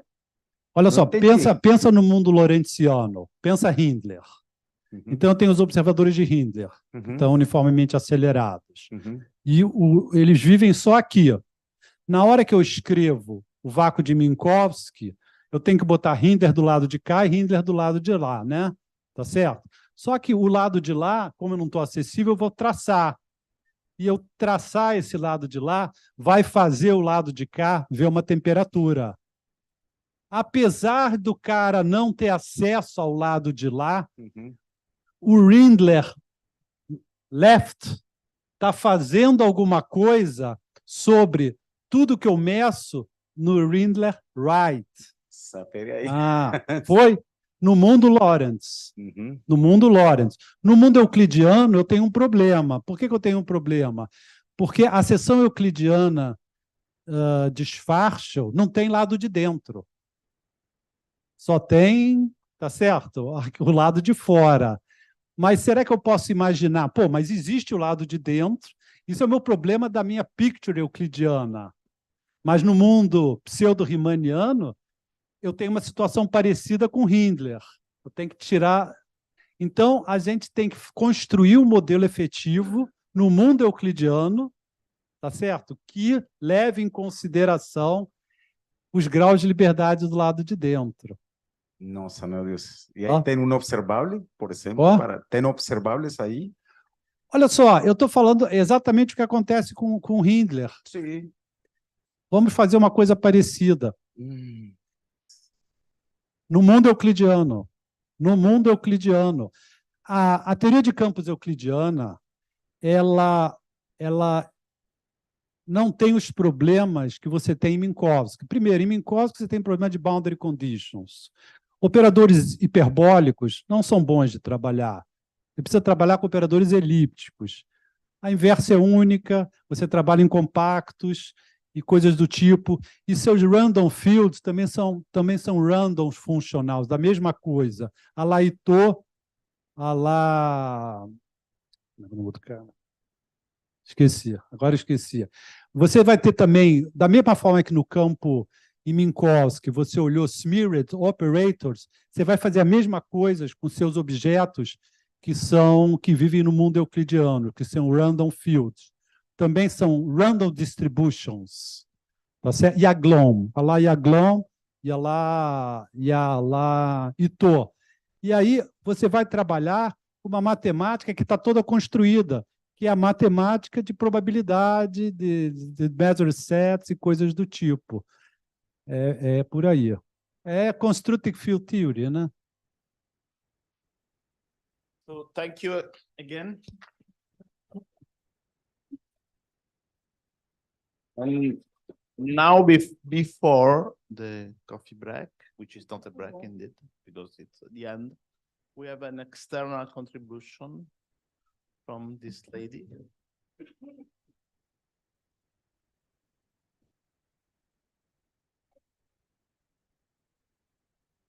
Boa tarde.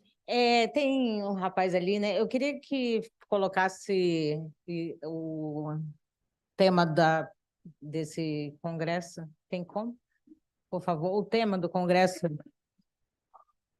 Tem não? Só esse daí, né? Tá bom. Então tá. Boa tarde, meu nome é Heloísa Grifo, eu sou professora e tinha pedido ao Mário para poder fazer uma breve lembrancinha, né, uma breve homenagem em nome dos professores, para que ele, né, pudesse receber essa importância, esse reconhecimento. Então, Mário, vamos aqui na frente, porque esse ano foi muito importante, além, né, dos outros anos que o professor Mário já vem contribuindo com os professores do ensino fundamental e médio, e esse ano foi mais ainda, né, porque ele elaborou, construiu esse mapa, né, da astronomia e fez numa grande quantidade para que a gente pudesse divulgar a ciência da astronomia, né? Então, eu tive aqui alguns meses atrás e peguei esse material, levei para as escolas. Eu fundei, né, junto com outros colegas, um grupo chamado Infinito para falar de astronomia de uma forma mais simples, uma linguagem mais acessível ao público, que essa ideia eu aprendi com ele, né, aqui nos simpósios, e eu estou repassando, né?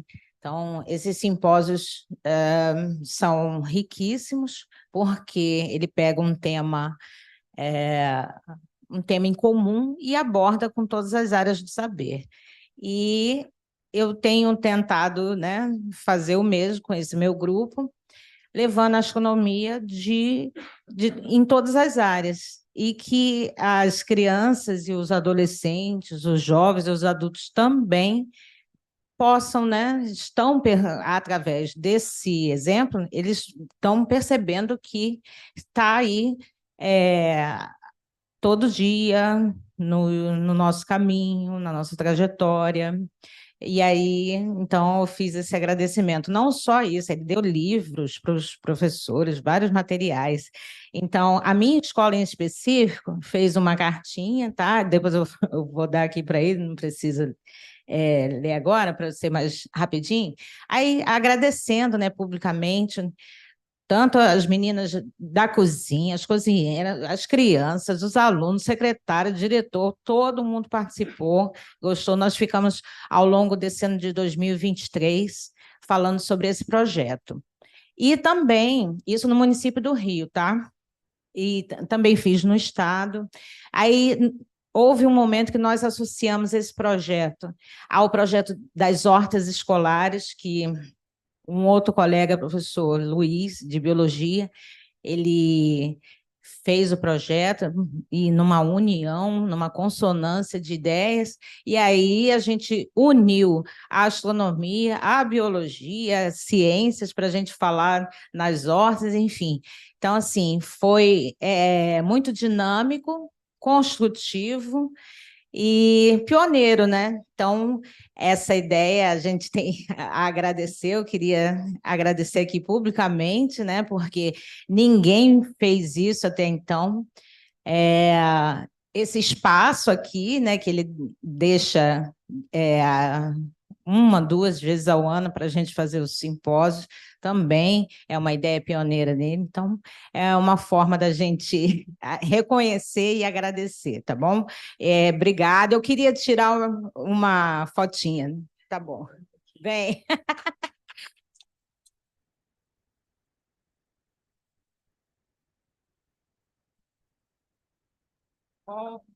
O tradicional mapa. Ó, e eu mas aí eu fico ostentando, sabe? Quando eu chego nas escolas, aí eu sou, né, aquela que fica. Mário Novelo, ó.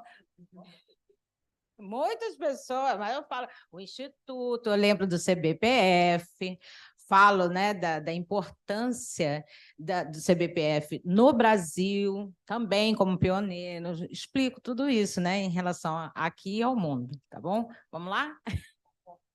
Né? Tradicional.